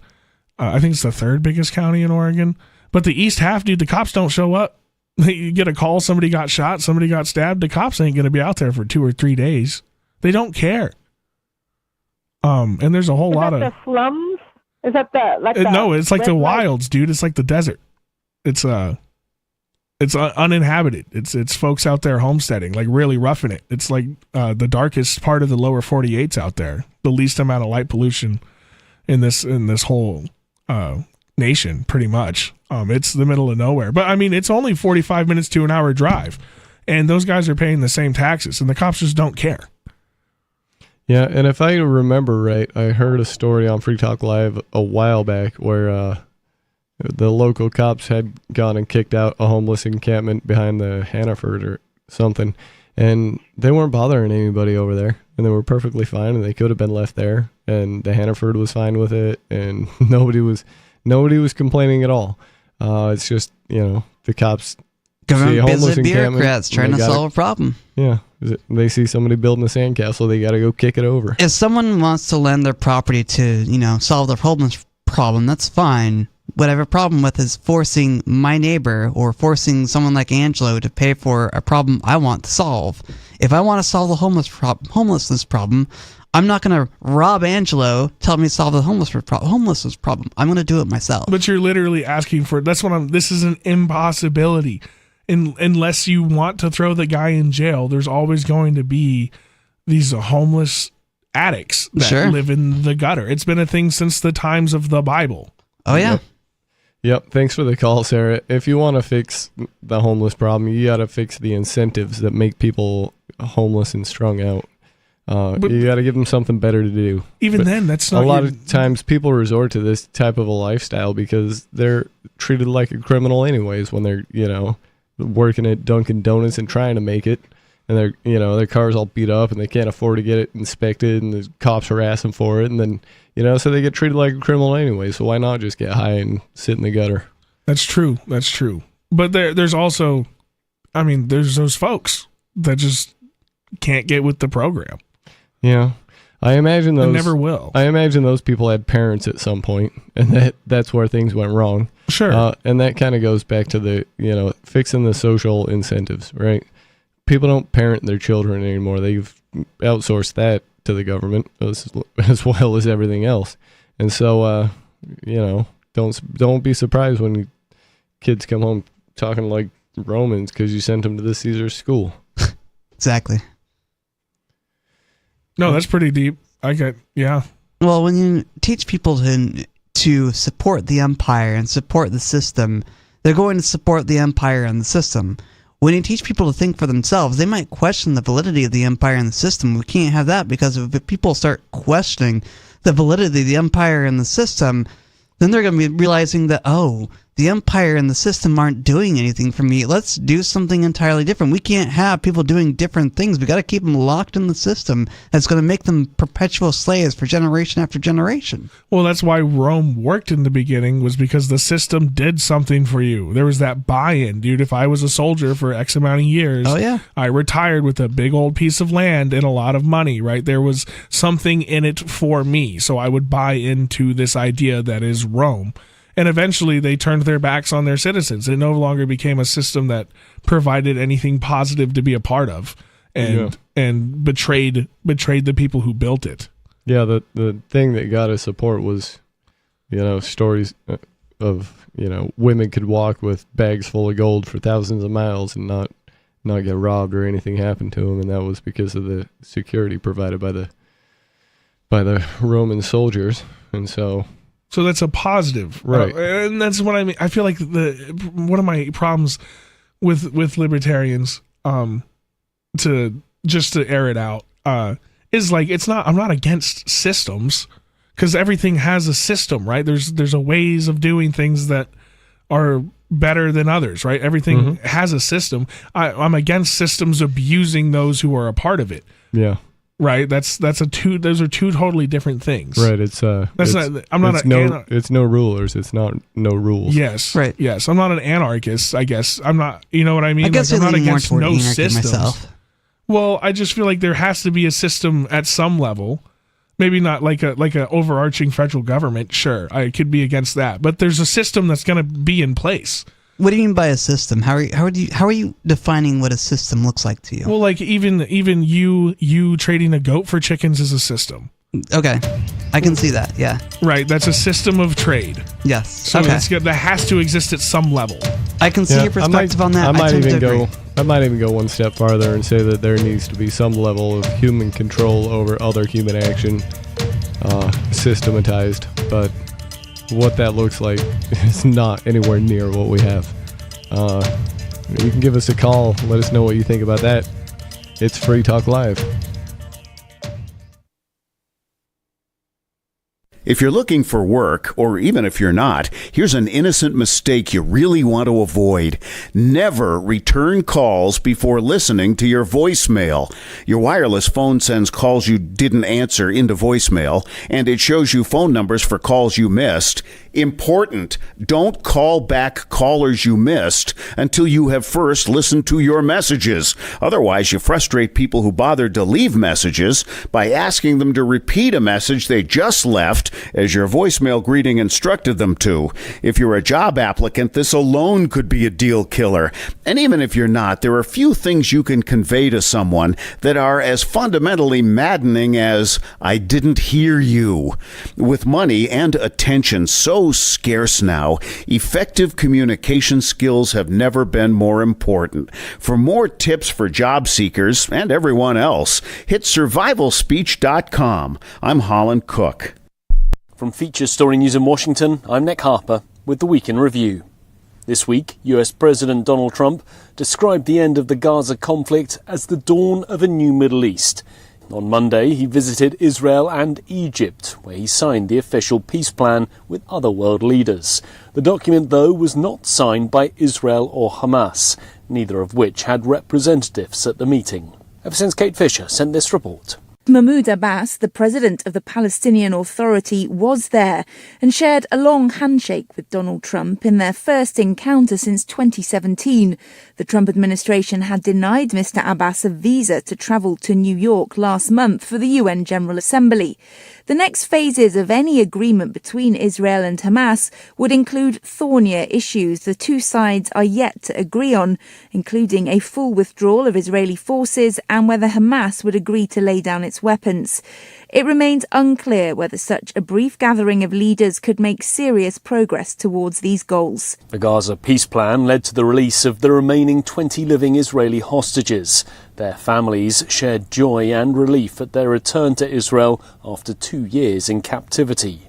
Ever since Blake Sifton in Tel Aviv was monitoring developments and sent this report. Throughout the day, we could see helicopters in the sky, and they actually circled around and did flybys over Hostage Square, where tens of thousands of people had gathered from the early hours of the morning to watch the scenes of the hostages being released on large screens. Now, while there was relief there, the hostage families received bad news elsewhere. Of the deceased hostages, of which there are 28, it was announced that only 4 would be returning to Israel today. Israel then began releasing the Palestinian prisoners in exchange.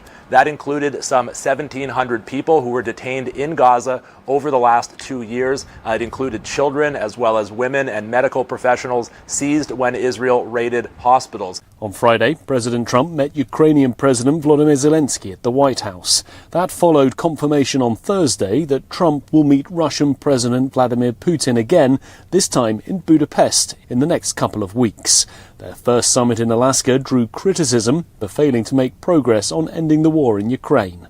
Ever since Pablo Gutierrez sent this report from Budapest. U.S. President Donald Trump confirmed the Budapest talks after separate phone calls with Putin and Hungarian Prime Minister Viktor Orban. The White House said both sides agreed to continue discussions that began in Alaska in August. Orban said he spoke with Trump on Thursday and called the conversation encouraging, saying Hungary is honored to host talks focused on peace in Ukraine. Trump said the meeting could happen within about 2 weeks, with senior advisors from both sides scheduled to meet next week to prepare the agenda. From bureaus worldwide, this is FSN. Don't miss a moment of Free Talk Live. Get our archives daily via our podcast at feeds.freetalklive.com.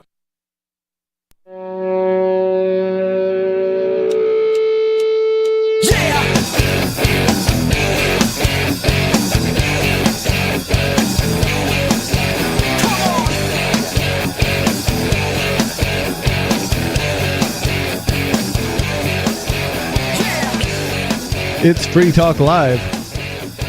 You can give us a call and get your thoughts on the air. 603-283-6160 is the phone number. Free Talk Live is brought to you by LibertyMinded.com. Official Free Talk Live gear like t-shirts and hoodies are available at LibertyMinded.com. Plus, you'll find a unique collection of cool and funny, liberty-oriented clothing at LibertyMinded.com. That's LibertyMinded.com. In the studio tonight, it's Stu. Angelo. And Riley. Riley's got his FTL hoodie on. I do, actually. LibertyMinded.com, in case we didn't say that enough. The zip up hoodie. Yeah. I don't know how I feel. I like sweatshirts. I don't know how I feel about zip up, like the front zips anymore with the hoods. Pullovers are generally preferable, but I don't mind a zip up one as long as the zipper doesn't give out on me. Well, I need a tough zipper. The zipper kind of broke on this one a little bit, but it can still zip up and down. The pull tab came off. Yeah. No, these are great quality sweatshirts. They are. They're really nice. They're really warm. They do the sweatshirt job. Yep. And they spread a liberty-minded message. Exactly. Go to libertyminded.com. Here's today. Right now. Do it right now. Riley posted a story that I'd like to get into at antiwar.com. Reputable news source. This time it might just be a reputable news source. Yeah, I like those guys. They do a good job. U.S. launches 82nd airstrike of the year in Somalia. Hooray for the peace president. Oh, yeah. Just like Obama. Hooray for the peace president. U.S. Africa Command said in a press release that its forces launched another airstrike in Somalia's northeastern Puntland region on October 11th. As the Trump administration continues to bomb Somalia at a record pace, an air war that gains virtually no coverage in U.S. media. Do you guys know about this? I only know about it. I don't know about this most recent one, but I only know we're doing stuff over there because I had a friend from high school. He's in the Army for a little bit. He did his 4 years. And I was like, what were you doing? He's like, dude, I was in Somalia. And I was like, what are you doing? We're in Somalia? He was like, yeah, bro, but it's not like official, but we're over there doing peacekeeping stuff. Allegedly.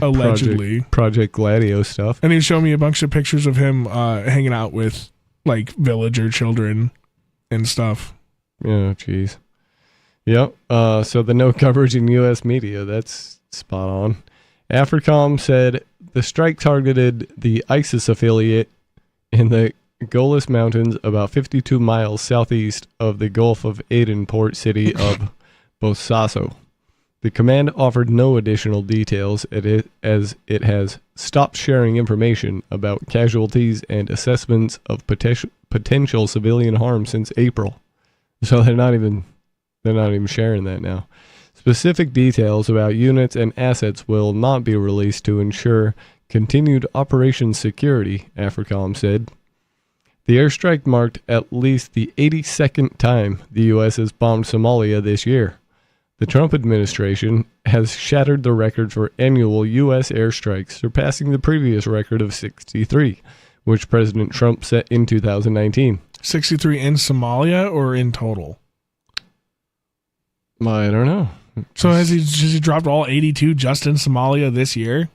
And then 63 all over the world in 2019? Yeah, I don't know. That's insane. It is insane. And it's insane that the American people are unaware of this.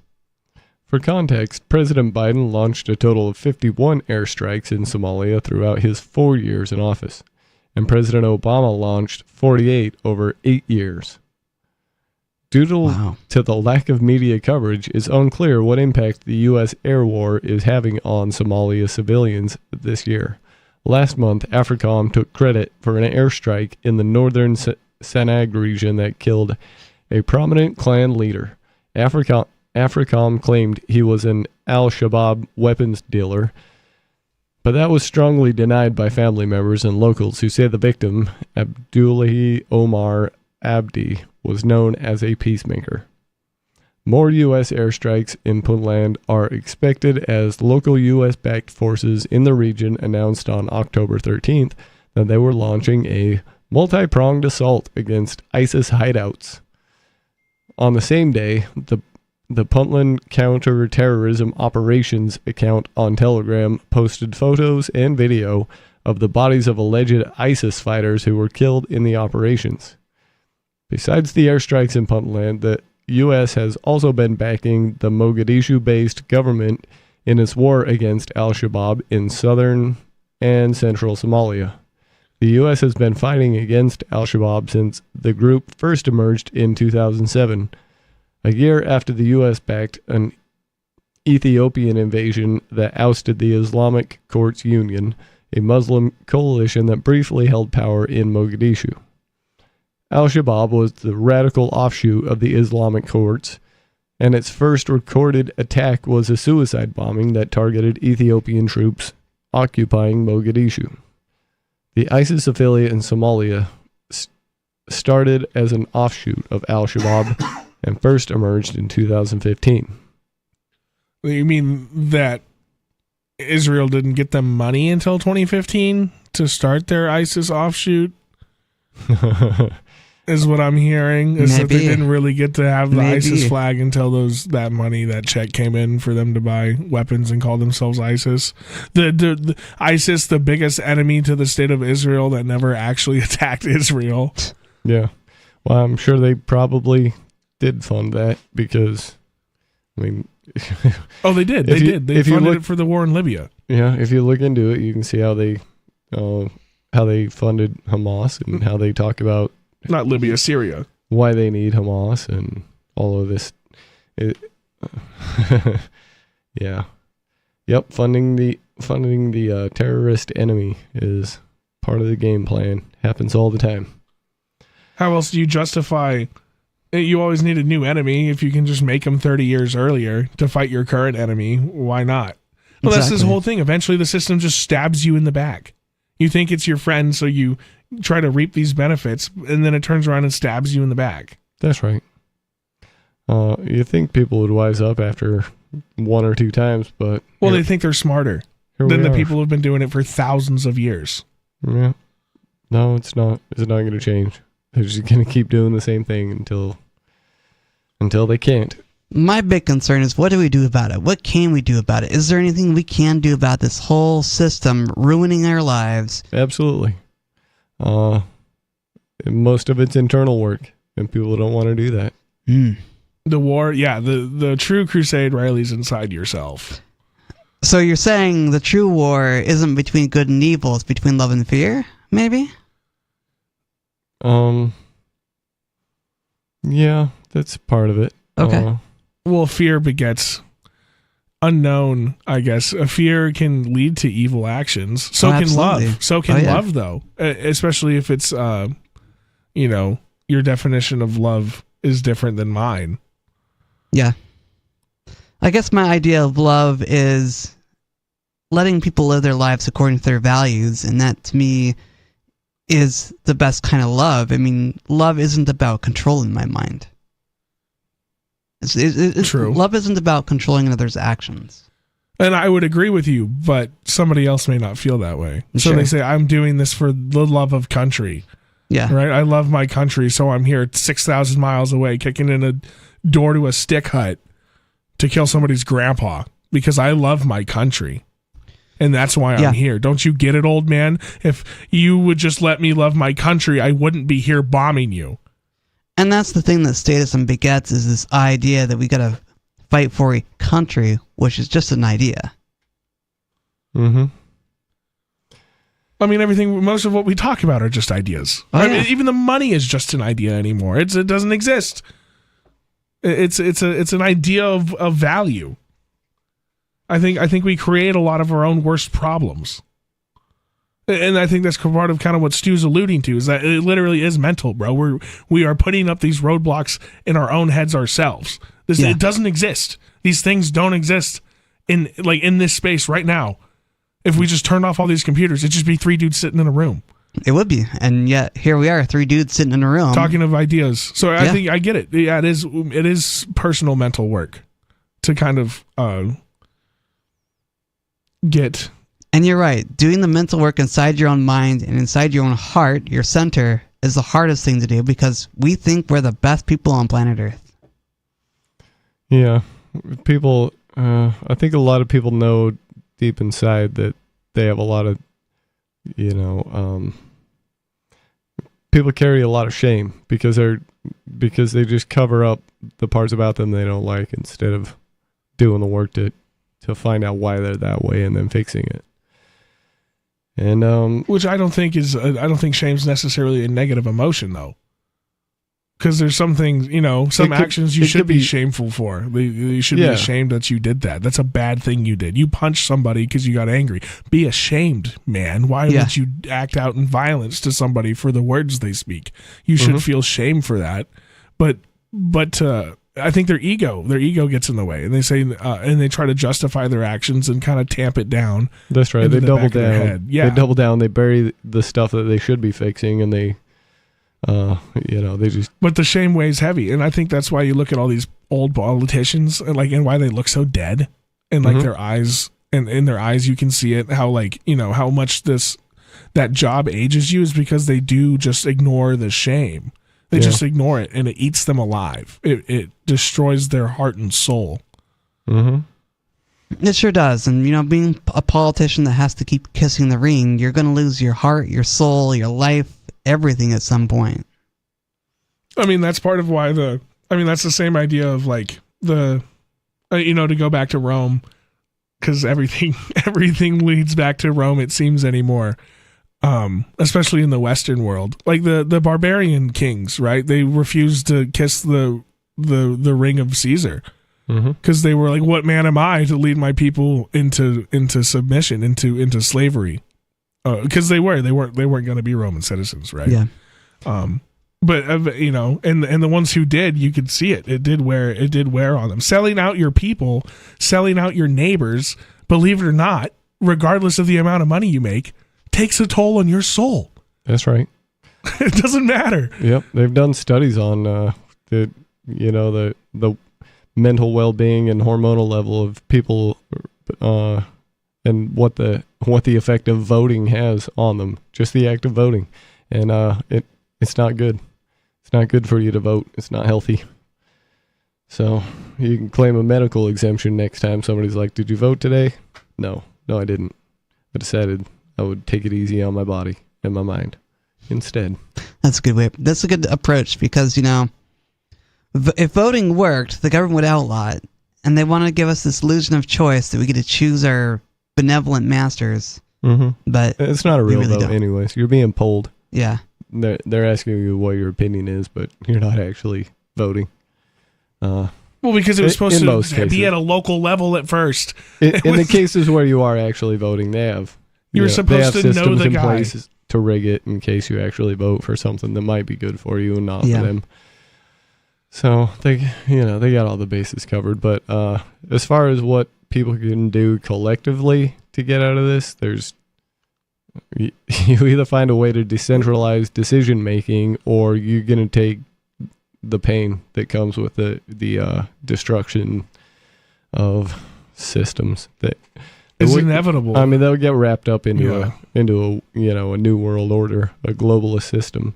Well, that's what we're headed to regardless. That's what we're looking at. We're staring down the barrel of a globalist, all controlled by fake debts in a World Bank off of a currency that doesn't exist. Yep, but I think lots of suffering coming up before they get to that point, just to make sure that people would get in line before we can rise up. They'll just beat us before we can say no. Well, I think there's a gender war going on, a class war going on, all these different fronts striking us right now in the 2025. They're coming at us so fast right now.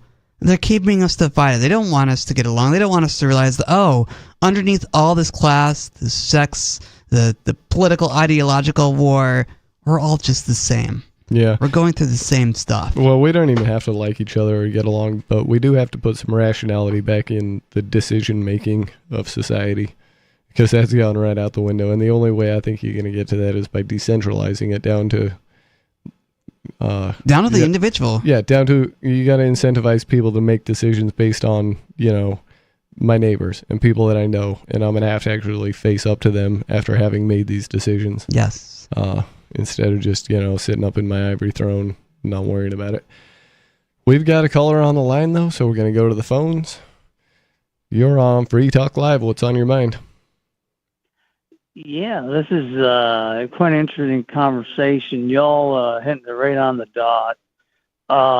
You mentioned about the Caesars. What's your take on when it comes to religion, when it comes to the ones who desire to be putting people in slavery, you would say, with their religion, referencing to Roman Catholicism with the papacy? The papacy likes to have people under their control. Oh, I got beef with the... I don't know if I'm a Christian. I was raised Lutheran, right? And I like to think of myself as more of a Christian than not, because I've experienced things that I'm not going to get into on air, because that's Sure. not, I'm not here to preach from the pulpit. That's not what this show is, right? But I've experienced things that I don't understand and that can only be answered, right? That I can only answer through my understanding of who God is. And if Jesus was the Son of Him to forgive me of all my wrongdoings when I die, so be it. But I have a huge issue with the papacy, but I also have an issue with how far the Protestants have taken things, right? Because I'm a Lutheran, you know what I mean? I'm kind of more of here's these 95 problems that this really big problem with the Catholic Church that I have in this idea of subordination and slavery and, paying your way into heaven was a big one. But also, I think you can dilute the word of God to the point where you can justify these horrible things. You obviously, and I've been listening to your program for quite some time, and we have one of your representatives on the show not there tonight. What's her name? I forget her name. Bonnie. I apologize. Not the greatest memory. You're talking about Bonnie? Bonnie, yeah. Y'all have a really great show going here. But what's interesting is that you have, the papacy, there's no question about it.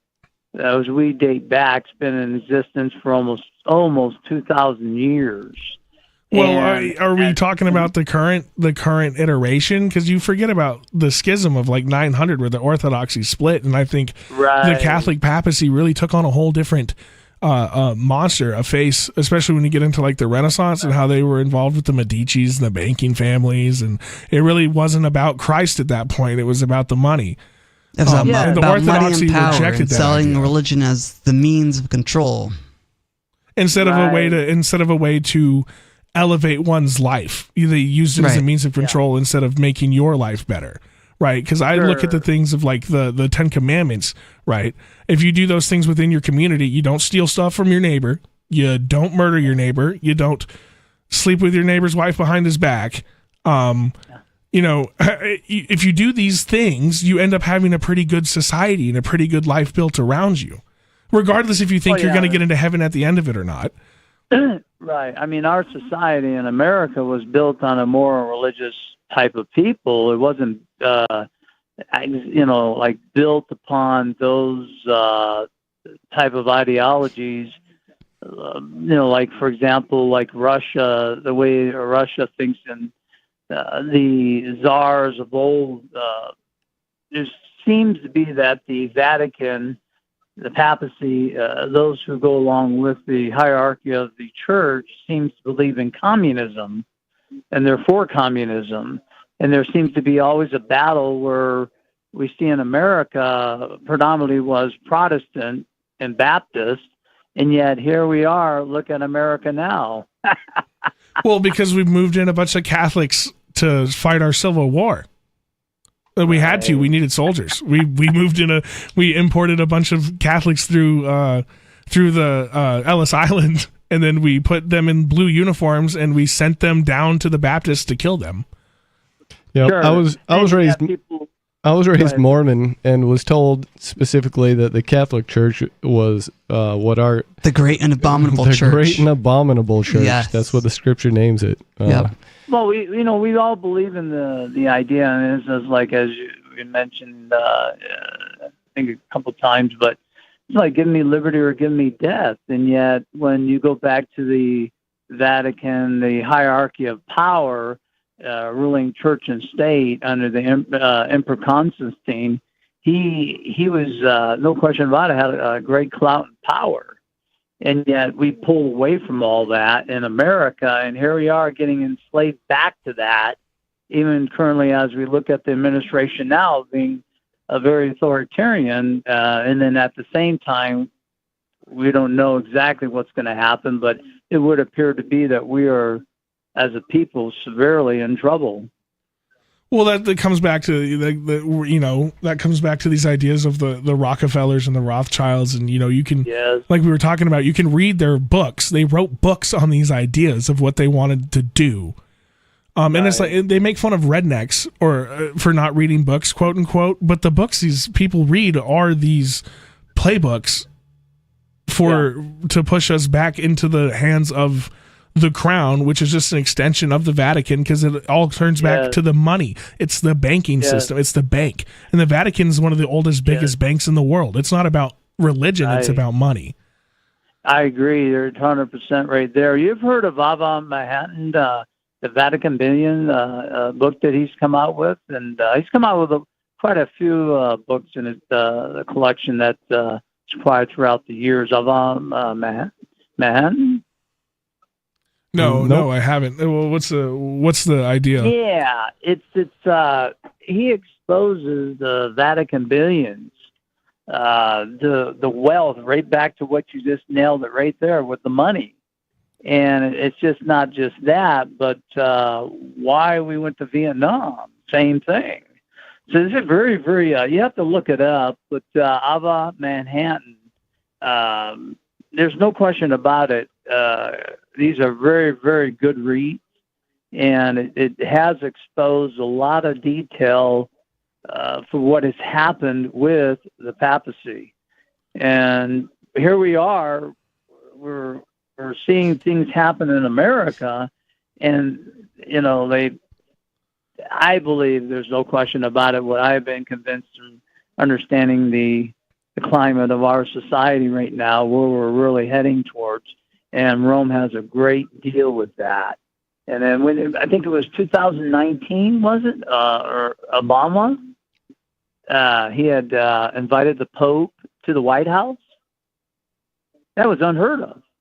You remember that? Yeah, I think that was shortly after Pope Frankie came and said that the American style of libertarianism was a danger to society.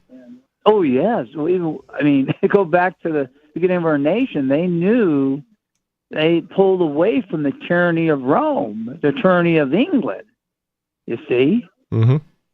So, it just we are doomed to repeat history if we do not learn from our history, especially when we look back. And I'm really blown away, and I really like your program. You create critical thinking. That's what we aim to do here. Well, thank you. Probably? That's what we aim to do. We want you to question everything, including your own mind. That's right. Thanks for the call. That was a good one. You bring up some good points, and I've never had much trust at all for Vatican or the Catholic establishment. Who would? I almost they've feel got like a terrible history. Well, the Tradcath movement, I think, is a psyop.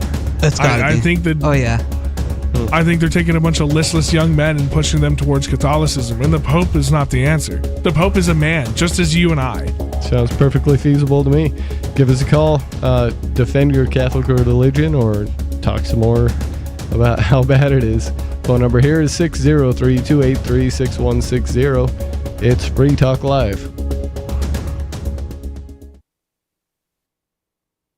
Free Talk Live. Wire 47 plus nations going down and blockading what is called the South Pole. Where did you hear this? Look it up, mate. Okay, I'm looking Where right do you now. do But your research. Well, no. See, when somebody calls in and makes a claim, they should be able to back that claim. So if you're telling me that's happening, then I'd like to see some sort of proof of that. Now, a quick Google search for South Pole blockade. Oh, you trust Google, do you? Okay, well, what search engine should I use? Where would I find information about this? You can do WikiLeaks, Wikipedia, or WikiLeaks. Okay, don't say the S word or else we're going to have to drop your call. Dude, it's all over the news. No, you can't say that on the radio. Free Talk Live, 7 nights a week from 7 to 10 Eastern at freetalklive.com. So you've signed the Shire Society Declaration and are planning your move to New Hampshire to be around more liberty-oriented people. Next, sign up for the Shire Society Forum at forum.shiresociety.com. There are a bunch of people there who are already in the Shire, and they want to meet you. If you're already in the Shire physically, you should also come by the forums. Remember, not everyone uses Facebook. New people are signing up for the Shire Society Forum every month, so drop in and say hello at forum.shiresociety.com. Tired of cancel culture? Sick of mega tech corporations holding an axe over your head? Join the LRN.FM Matrix chat server. It's self-hosted, so no one else can tell us what to do or say. Don't like the existing channels? You can make your own. You can even connect into some of our channels from other Matrix servers. It's federated. For the full LRN.FM Matrix experience, though, you should join our server via the step-by-step instructions at chat.lrn.fm. Chat.lrn.fm. You're listening to the live edition of Free Talk Live. Hour number 3 is next after the news here on the Liberty Radio Network at LRN.FM. From Feature Story News in Washington, I'm Nick Harper with the Week in Review. This week, US President Donald Trump described the end of the Gaza conflict as the dawn of a new Middle East. On Monday, he visited Israel and Egypt, where he signed the official peace plan with other world leaders. The document, though, was not signed by Israel or Hamas, neither of which had representatives at the meeting. Ever since Kate Fisher sent this report. Mahmoud Abbas, the president of the Palestinian Authority, was there and shared a long handshake with Donald Trump in their first encounter since 2017.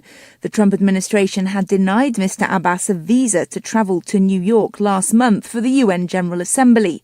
The next phases of any agreement between Israel and Hamas would include thornier issues the two sides are yet to agree on, including a full withdrawal of Israeli forces and whether Hamas would agree to lay down its weapons. It remains unclear whether such a brief gathering of leaders could make serious progress towards these goals. The Gaza peace plan led to the release of the remaining 20 living Israeli hostages. Their families shared joy and relief at their return to Israel after 2 years in captivity. Ever since Blake Sifton in Tel Aviv was monitoring developments and sent this report. Throughout the day, we could see helicopters in the sky, and they actually circled around and did flybys over Hostage Square, where tens of thousands of people had gathered from the early hours of the morning to watch the scenes of the hostages being released on large screens. Now, while there was relief there, the hostage families received bad news elsewhere. Of the deceased hostages, of which there are 28, it was announced that only 4 would be returning to Israel today. Israel then began releasing the Palestinian prisoners in exchange. That included some 1,700 people who were detained in Gaza over the last 2 years. It included children as well as women and medical professionals seized when Israel raided hospitals. On Friday, President Trump met Ukrainian President Volodymyr Zelensky at the White House. That followed confirmation on Thursday that Trump will meet Russian President Vladimir Putin again, this time in Budapest, in the next couple of weeks. Their first summit in Alaska drew criticism for failing to make progress on ending the war in Ukraine. Ever since Pablo Gutierrez sent this report from Budapest. U.S. President Donald Trump confirmed the Budapest talks after separate phone calls with Putin and Hungarian Prime Minister Viktor Orban. The White House said both sides agreed to continue discussions that began in Alaska in August. Orban said he spoke with Trump on Thursday and called the conversation encouraging, saying Hungary is honored to host talks focused on peace in Ukraine. Trump said the meeting could happen within about 2 weeks, with senior advisors from both sides scheduled to meet next week to prepare the agenda. From bureaus worldwide, this is FSN. This week, President Donald Trump's former national security advisor turned political foe, John Bolton, pleaded not guilty to charges of unlawfully storing and sharing classified information. Bolton didn't speak to the media as he turned himself in at a Maryland courthouse early Friday morning, a day after a grand jury in the state had handed an 18-count indictment. FSN's Tony Waterman was following the court proceedings. Prosecutors claim Bolton used personal email accounts to share more than 1,000 diary-like entries containing top-secret information with two relatives, including intelligence on foreign leaders and foreign attack plans. Bolton's lawyer says the records were unclassified and known to the FBI as far back as 2021. That was around the time Bolton's personal email was hacked by Iran. Prosecutors say he failed to mention that the hackers may have gained access to sensitive information. Bolton is the third Trump adversary to be indicted in recent weeks. Bolton saying the president is using the justice system to try to intimidate his opponents. Tony Waterman, Washington. After weeks of unrest in Madagascar, the new military leader, Colonel Michael Randrianarina, was sworn in as the transitional president after the former one was ousted. Ever since Isaac Lucando sent this report. As Madagascar prepares for Randrianarina's swearing in, the African Union has suspended the country following a military coup that ousted President Andry Rajoelina. Ironically, the same military unit that brought Rajoelina to power in 2009 has now removed him after weeks of youth-led protest over poverty, corruption, and rising living costs. According to the World Bank, about 75% of Madagascar's 30 million people live in poverty. The AU has also suspended Mali, Burkina Faso, and Guinea in the past following similar coups. Isaac Lucando, Dar es Salaam. And that was the Week in Review. That's Feature Story News. Nick Harper reporting. In addition to creating a Twitter account, Pope Benedict XVI plans to further connect with Christian youth by giving up on Catholicism. Quote, in order to really relate to modern teens, he needs to make religion a much smaller part of his busy life, just like they do. And it's already working. Tweets like, can someone go to church for me, LOL, hashtag sleeping in, have been retweeted over 1 million times by lazy Catholic teens, while tweets like, if God was real, how come there's so much murder, and I'm still Catholic, I just don't go to church or believe in Jesus, have been especially successful with college students who are questioning the church's teaching. It's really cool to see that the Pope is as active on social media and as skeptical about God as I am. Look, he just tweeted, I'm not religious, I'm spiritual. That's totally how I feel. Pope Benedict's aides say his next project involves reaching out to Muslims by sitting down with Islamic leaders and proclaiming his undying allegiance to Allah. This is the Onion News Network. We're still not sure why you'd want to watch, but our video feed is streaming nightly for free at cam.freetalklive.com.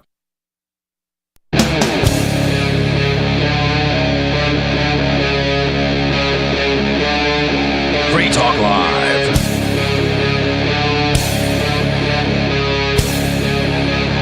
This is Free Talk Live. It's talk radio you control. You can call and get your thoughts on the air. The phone number here is 603-283-6160. In the studio tonight, it's Stu. Angelo. And Riley. Am I? Yeah, you're on. Oh, okay. Yeah, we're on. We have a caller on the line, so we're going to go to the phones. On-screen caller, you're on Free Talk Live. What's on your mind? Hey, it's Ridley. Hi, Dave. Hey, Ridley. Hey, you guys remember that incident back in 2020, I guess it would have been around 2010, where Charlie Gerlach was arrested for failing to take off his hat in court? I remember hearing about it, but I don't remember the incident. No, I was 10. Ha! But you're great. So it was in Milford District Court. In Milford is just west of Manchester. And so there I have a follow-up for that 15 years later. Oh, really? Oh, rest of the story? This is like Lee Harvey back in the day. Paul Harvey. Paul Harvey, not Lee Harvey. Yeah, Lee Harvey Oswald. That's hilarious. No, Paul Harvey. Yeah, that shows you how young I really am. I can't even remember the guy's name right. Yeah, let's hear it. Rest of the story. So I like to say in New Hampshire, there's always follow-up. And there's things that happen in New Hampshire echo in New Hampshire. So I guess now Brad Jardis, an ex-cop who has been acting as sort of a not pro se, but like free legal, like acts like a lawyer. He serves as a lawyer for people for free because he's not licensed as a lawyer. So you can do that in New Hampshire. You can't make people pay you to be their lawyer unless you have the license. But if you don't have the license, you can still represent them for free. Does that make sense? So you can give free legal counsel. Yes. So he's been representing people off and on, I don't know, for at least 5 years, I think. And so now what he's gotten tired of is this business of people having to stand up for the judge. So he's taking a stand against that. It says, quote, he has filed a motion at the 8th Circuit Court. It says, quote, State of New Hampshire, Cheshire, SS 8th Circuit Court District Division, whatever that means. That's where he's filed it, I guess. And he says, quote, the defendant consciously objects to this practice and seeks an order permitting the defendant to remain seated during such times without sanction or force, unquote. Okay. So is it just like an ability to object to standing at the beginning of proceeding? Yes. And how, so he put that in as like, is he challenging? Is he suing? How is that?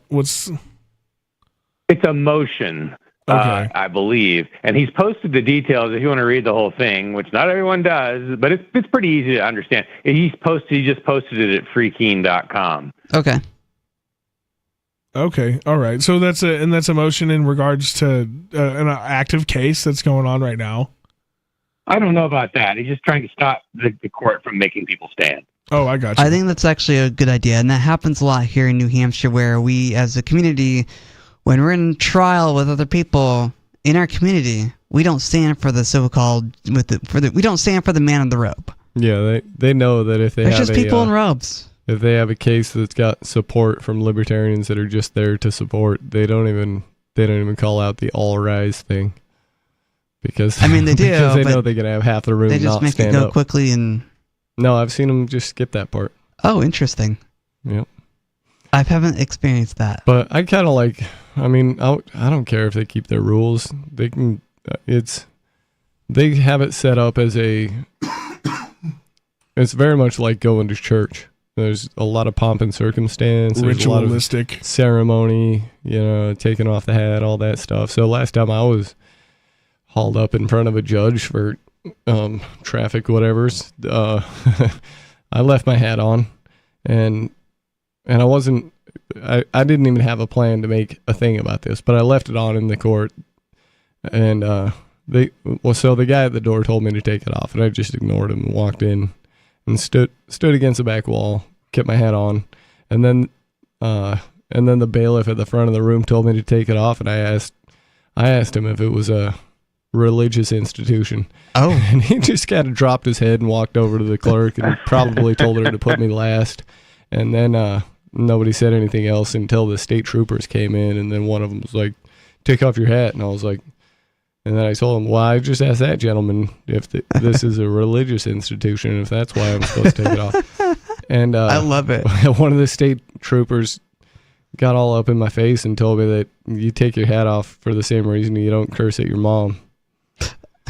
and that I ought to show a little respect. And so I kept it on for another 10 minutes or so, and then I took it off. And when it was my turn to talk, I told him that I didn't want to be disrespectful. So I love it. But, I love it. Yeah, that's what we should all be. So really, to me, that's like if they take away the rule, then I don't have the opportunity to break it. Yeah, to make them say it or whatever. Taking away your soft protest and just getting rid of the rule. Yeah, they don't like being made to say it. They just want you to do it. The thing people forget, too, is even if you are going to go ahead and comply, especially if you're alone or whatever, there's no reason you can't comply really slowly or get video of the whole process. That's true, too. Mm-hmm. That's true too. I guess camera filming all those interactions are super huge. I think more people should do it when they go to traffic court. I don't know why we don't. Yeah, anytime you put them up against having to enforce their ridiculous rules, like take your hat off, it makes them look so petty and just sad. Like, we all have phones. Like, you can literally just whip your camera out whenever. I don't know why we're not doing that more. Just as like people in general, not just us in New Hampshire, but all over the country. Like, you get a traffic ticket, you should just go film it and see how ridiculous the whole process really is.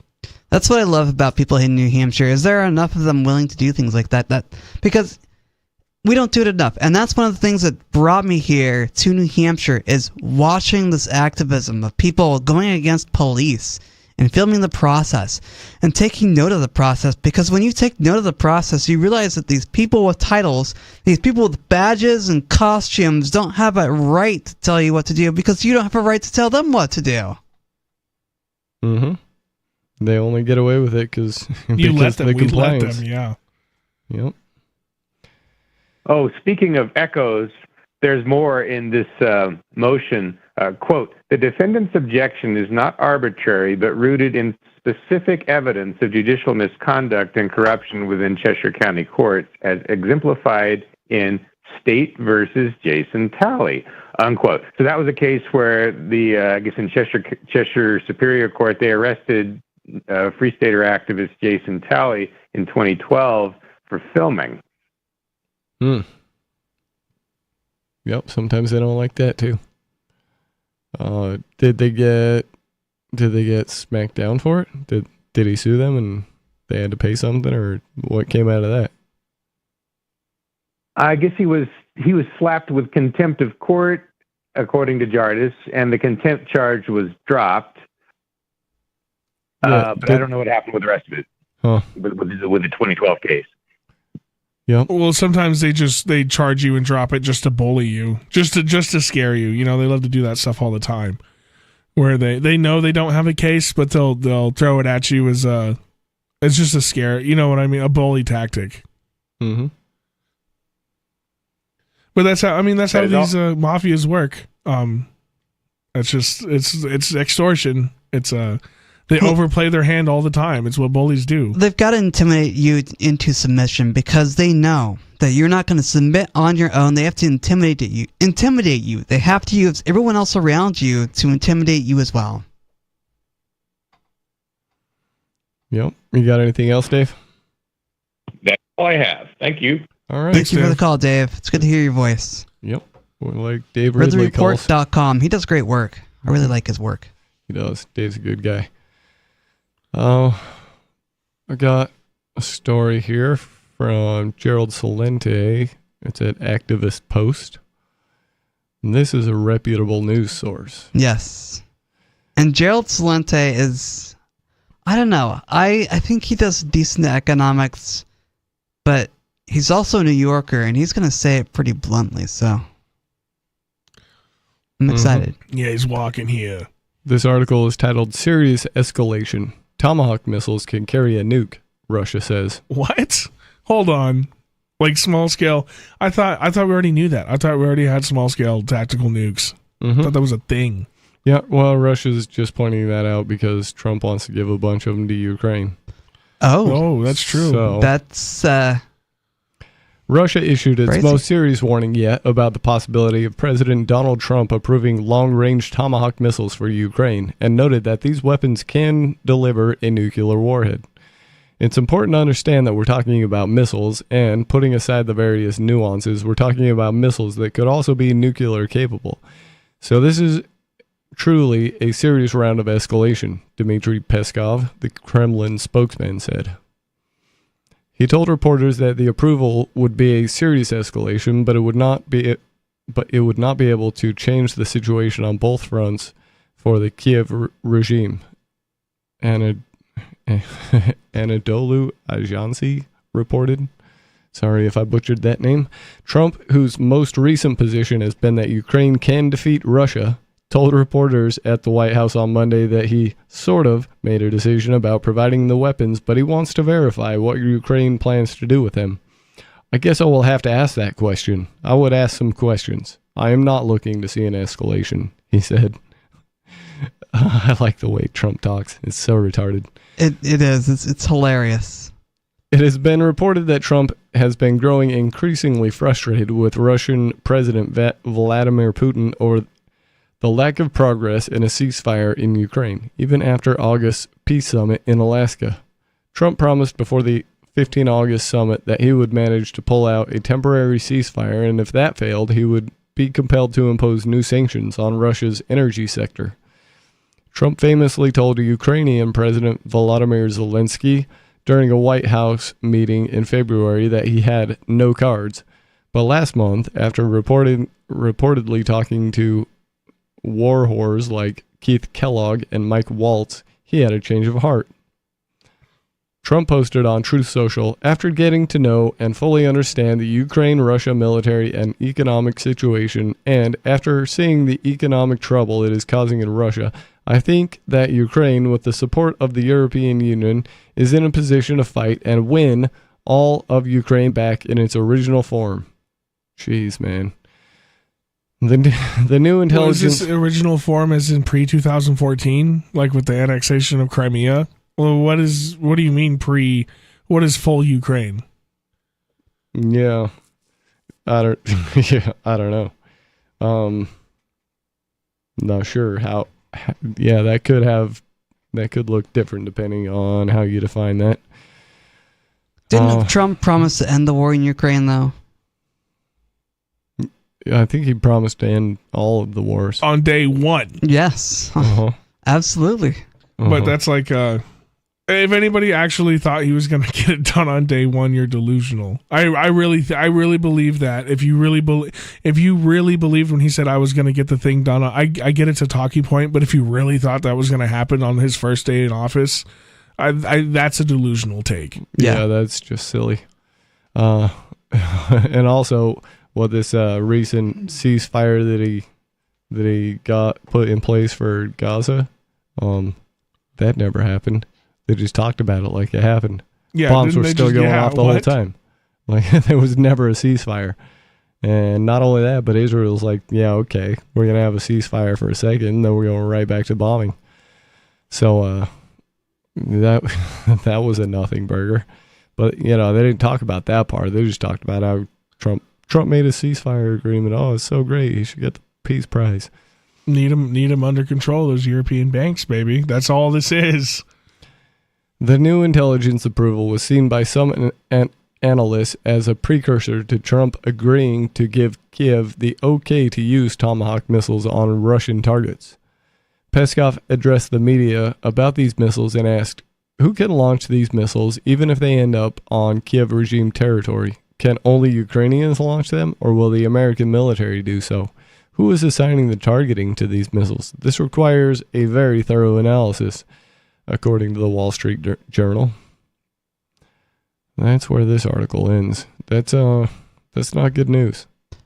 Because it's definitely not good news, because here we have wars brewing again. I mean, and that's it's just a continuation of the war on terror, essentially. Yeah, and he says right out in the open, with the help of the European Union, this is not a war between Russia and Ukraine. This is Ukraine being used as the trigger for a larger scale war between Russia and the West at large, that's not going to go well for Russia or the West at large.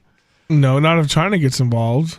Yeah, definitely not if China gets involved. Or Iran. I mean, all these guys, again, it all comes back to this. The central banks, these European banks that have manifested and pulled all of this wealth into their coffers. These are the only countries that can stand, that have any chance of standing against them. Everybody else is under this hegemony. So of course we want to go to war with these three bad guys, because they're some of the last people who don't have these.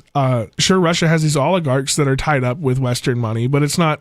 Essentially, the Russian government hasn't been totally bought out by this European bank, and they don't like that. They want to be the one who is boughting out the politicians, and they can't stand that somebody else has. Yep. So we have to go to war with them.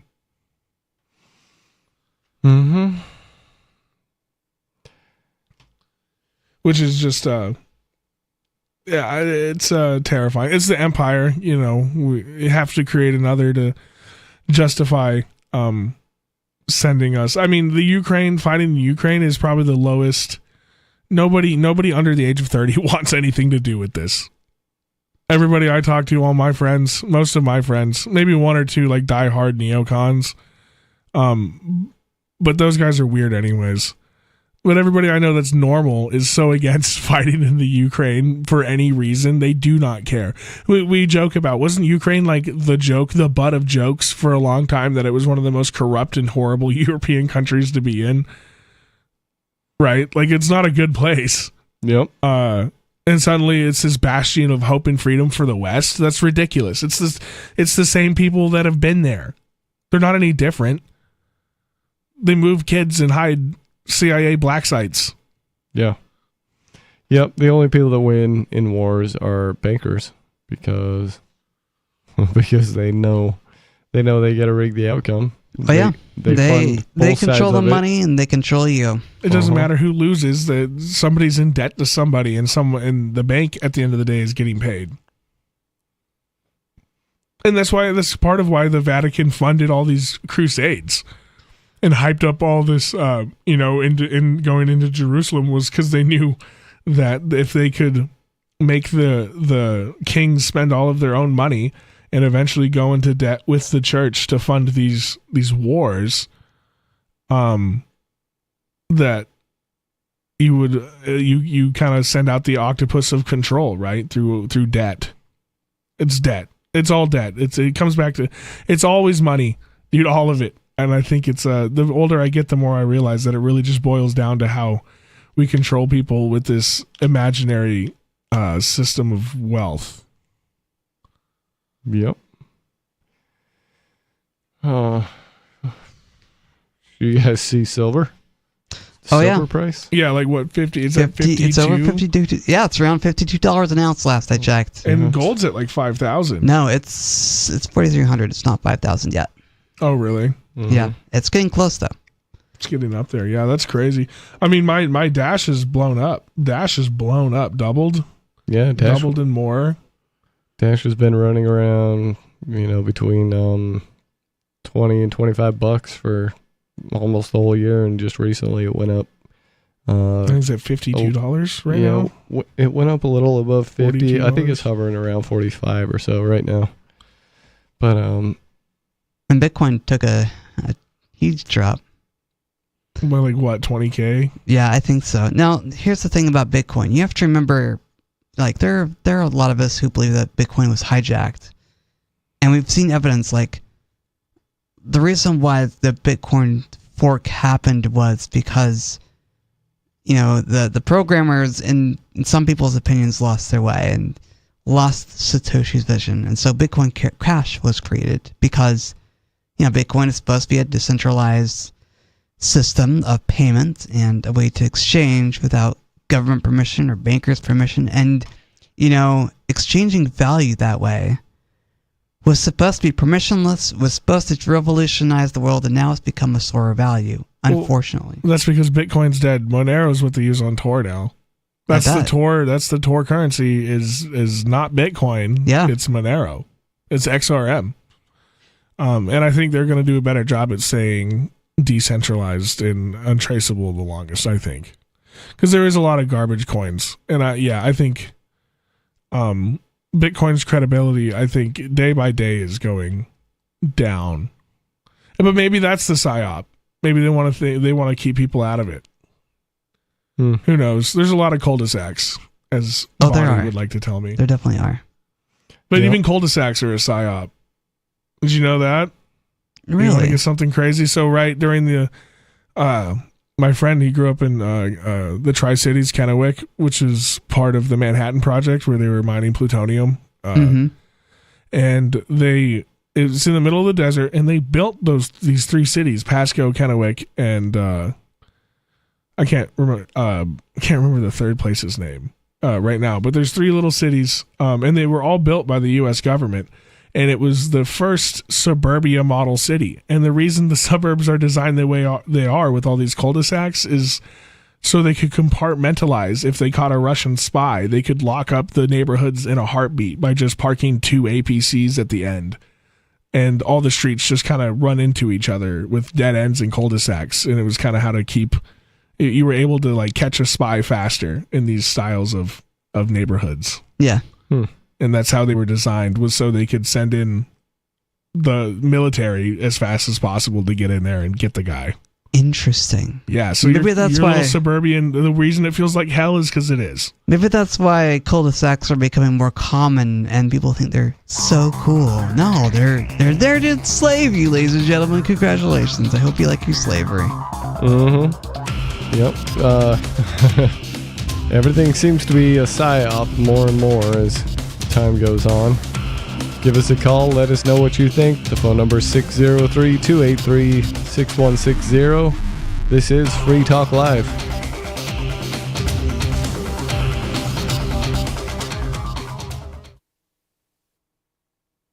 Hey, you are going to love the movie Victimless Crime Spree. It's hilarious, heartwarming, and carries a ton of inspiring freedom messages. Feeling down about the lack of liberty in your life?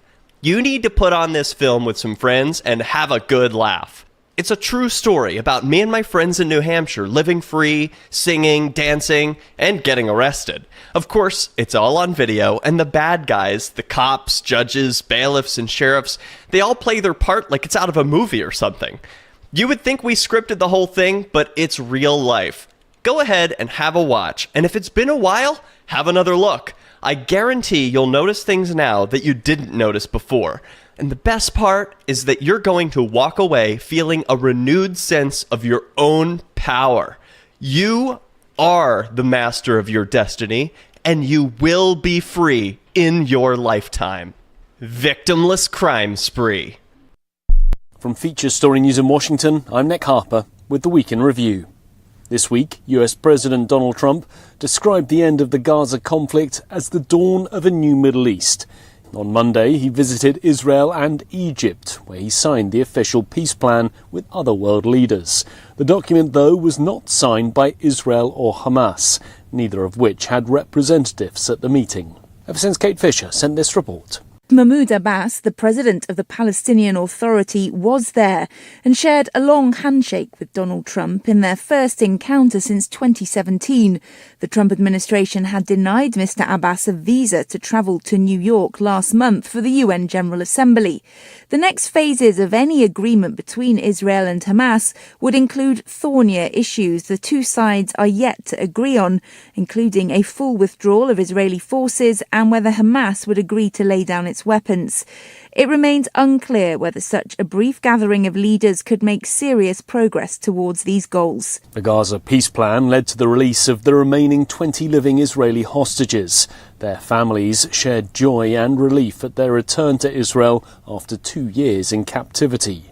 Ever since Blake Sifton in Tel Aviv was monitoring developments and sent this report. Throughout the day, we could see helicopters in the sky, and they actually circled around and did flybys over Hostage Square, where tens of thousands of people had gathered from the early hours of the morning to watch the scenes of the hostages being released on large screens. Now, while there was relief there, the hostage families received bad news elsewhere. Of the deceased hostages, of which there are 28, it was announced that only 4 would be returning to Israel today. Israel then began releasing the Palestinian prisoners in exchange. That included some 1,700 people who were detained in Gaza over the last 2 years. It included children as well as women and medical professionals seized when Israel raided hospitals. On Friday, President Trump met Ukrainian President Volodymyr Zelensky at the White House. That followed confirmation on Thursday that Trump will meet Russian President Vladimir Putin again, this time in Budapest, in the next couple of weeks.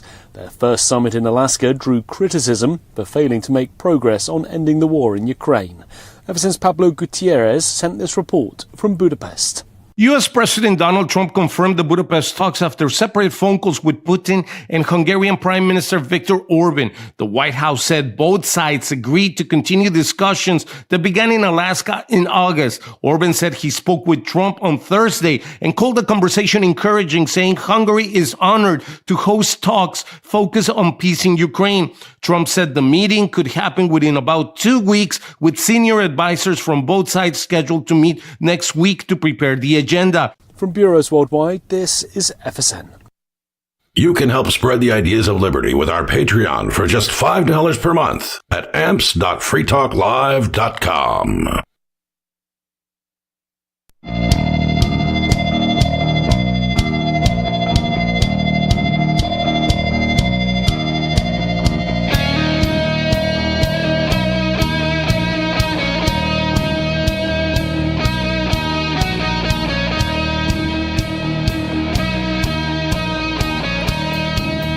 It's Free Talk Live. This is Talk Radio You Control. Give us a call. We're in the final segment of the show for tonight, and the phone number here is 603-283-6160. In the studio tonight, it's Stu, Angelo, and Riley.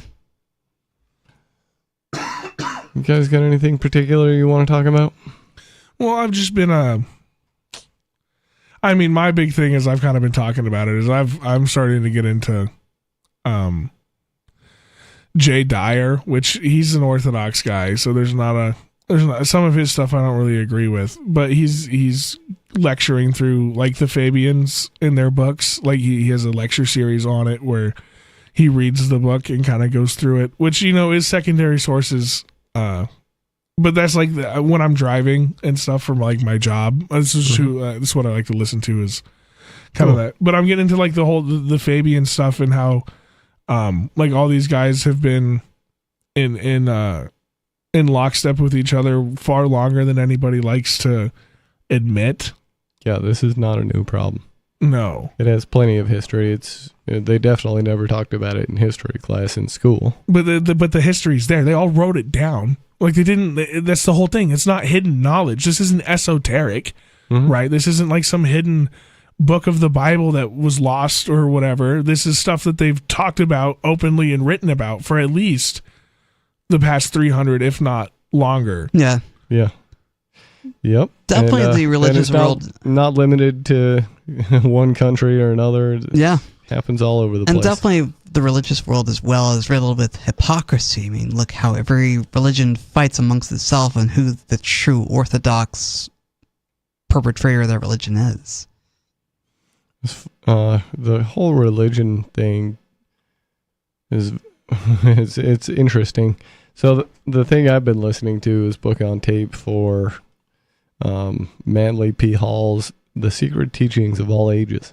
And this goes over all of the mystery school traditions and like Kabbalic stuff, or yep, it covers Kabbalah. It covers the Babylonic magic.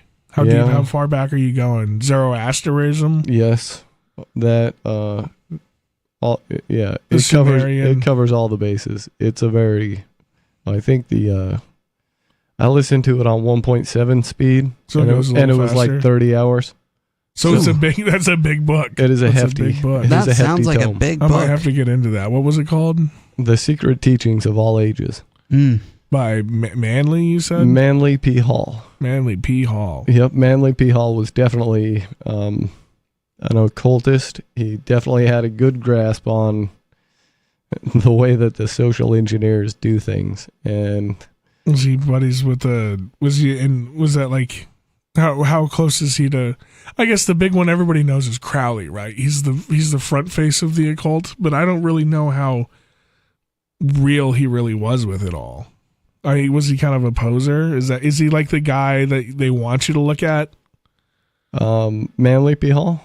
No, Crowley, Aleister Crowley. Oh yeah, Aleister Crowley was an interesting case. Let me make sure I got this right. So I think if I do remember right, Aleister Crowley was just kind of a trust fund kid who had a ton of money and he spent his life basically like seeing what kind of occult clubs he could have, and making up. So he's Hassan Piker. It's just Hassan. Yeah, I don't know who that is. He's just a socialist rich kid who does everything he can to be one of the cool kids. Exactly. And Pretty he's much. propped up because they want their money. It's oh my gosh! It's just another Lenin and Trotsky trust fund kids. Yeah, who were trying to be as cool as possible, so they just buy into this lunacy so they can have friends. And they have and enough. Then they fund it. They have enough of the important information to know kind of why they do the things they do, but they're being controlled by people who know far more than they do. And does he touch on the Masons? How do these guys tie into this? Or are the Masons the cul-de-sac? Or are they just a bunch of guys in funny hats? The Freemasons are kind of your modern day version of these the ancient mystery schools, except that Freemasonry has he didn't talk a lot about that because it's a modern thing. You can study it now because it still goes on. True. He talked a little bit about it and how some of the older things tied into it. My largest takeaway from it was kind of that I had to turn in my anarchy card because I was able to see that unless you have a better grasp on the information in that book than I was able to get from it on my first time through, then you're not really capable of governing yourself. We're all actually pretty foolish, and we're liable to do things that are not good for ourselves and others. Of course. Without even knowing it. And of course, but then that comes back to the and idea to of some free degree, will. you're right. To some degree, that's okay too. So it got me wondering if the social controllers this whole time have been tightening the screws and making us as uncomfortable as possible to give us some motivation to do the internal work ourselves. Well, of course, that's the whole thing. Because this isn't the type of work that can be done for you. You can't. Yeah. Even if you're a trust fund kid and you were sent to all the schools where they gave you grammar, logic, rhetoric, and taught you, the classic methods of learning, it doesn't give you the philosophy. This is the entire plot of Assassin's Creed, guys. Interesting. So it's the Templar Order is these people who are trying to control humanity because they believe that's what's best for them. And there has to be a modicum of control because humans are foolish and we make stupid things. Mm-hmm. And then the Assassin Order says, yes, people make foolish things, but that's part of it, pal. Yeah. That's what we have to. That's part of being human is we have the ability to make these foolish mistakes. Yes, and we who have are the you ability to to come learn in and from try them. to control them in this way? And I mean, maybe they're, and that's a huge battle that it really you have to have within yourself because it is how much of yourself are you willing to give up for security? Mm-hmm. Yeah, and so anyway, I've been trying to decide on whether or not this, if that were the case, and they only did these things to facilitate, a paradigm shift, if you will, even though that's kind of an overused term. Does that give them a justification in having done so? And no. I'm still leaning towards no. But who are they? Stu, just because I'll have to listen to the book, but my first reaction is, who is this man before me to tell me, what I do as a man? You know what I mean? There are some humans in this world that I would give a pass to telling me what to do because they're if I could trust them, if I trusted them, sure. They just have more wisdom than I do. But that's something I have to see for myself. I can't just trust that somebody thinks and that's the thing that is this guy's wise. That's the thing, Angela, is you get to try the things that these guys are telling you to see if they actually work in your life. Yeah. That's how you learn to trust people. Is I'm going to learn something from this guy and apply it and see how that works out, and maybe that's going to help me. Yep. But a lot of people don't even apply the stuff they learn. They just regurgitate it as talking points. And I'm guilty of that too, 100%. Me too. But that's part of being human. I feel like, you know what I mean? That's part of being a person is that that's the internal struggle. It's the war for your soul. That's a big reason why I came to New Hampshire is I wanted to try the ideas of liberty out and see how a blind person could be libertarian in a free society and try and survive out here. You're doing okay. I think I am. Yeah, I think you're doing just fine, buddy. I think you're thriving. I feel like in the way I am thriving. Yeah, I think you're getting to come into your own as a person, and that's really dope. Yeah, it is really dope. Like I don't know. I feel like I've been behind in life because here I am, nearly 40. I'll be 40 next year, and most people do this in their 20s. But here I am. Yeah. Yeah. Well, we live in a society that'll keep you perpetually infantilized for as long as you want. They want to keep children until they're 26 years old, and then they keep you with children until you're 80 and you go to the casket. Yep. Living off the state. Your parents die, so the check comes from the state instead of your dad. Yeah, or your mom. They like you to be dependent. I almost fell into that trap. I was guilty of it because it is an easy cush life, and that's where they want you. They make it so difficult to get out that you almost need a miracle to get out of your mom's basement anymore. If you're not the smartest guy, if you're I think young men have a struggle. Young people, period, are having a struggle. But I think that's by design, is so they can't keep you infantilized. They want you infantilized. And they also want to keep you perpetually poor. Mm-hmm. So you depend on them and become their slaves That's over why you time. don't feed the bears. No, they don't want to just keep you poor, though. They want to keep you poor and sick and, Scared. unable to figure out why you're miserable. And They want you fighting with your neighbors, not knowing who they are, not getting along with them. Mm-hmm. And then your neighbors turn to someone else to take charge of their neighbors in the name of keeping the peace. So do the brutal authoritarian social controls that have been implemented, do they violate free will? Is kind of one of the questions I've also been asking myself. I don't know if they violate free will, but they're certainly trying to. Yes, I think so. Okay. To end somebody else's life is a violation of that person's free will. Yes, and because if you would ask them, they would not want to be free dead. will, but they're not violating your free will by ratcheting up control over you. You can still opt out and say, "I'm not going to participate in your control." But ultimately, and then they kill you. Yeah, but still, you have that choice until you're dead. Yeah. So, but then that comes to the thing: give me liberty or give me death. If you're not willing to die for it, are you really about it? Yeah. If I think it refusing comes the down to system that. it means certain death, and you refuse, and you say, "Fine, I'll do what the system says," then it's not. Then it doesn't mean that much to you. If you're not willing to die for it, then it doesn't mean that much to you.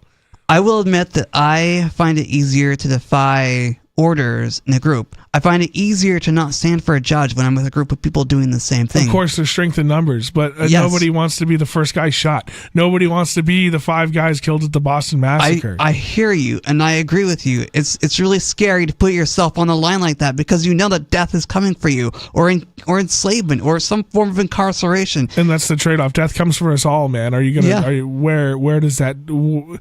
What will that death mean? I guess. Right? Are you going to have any weight behind it, or are you going to go die like a dog? Yeah.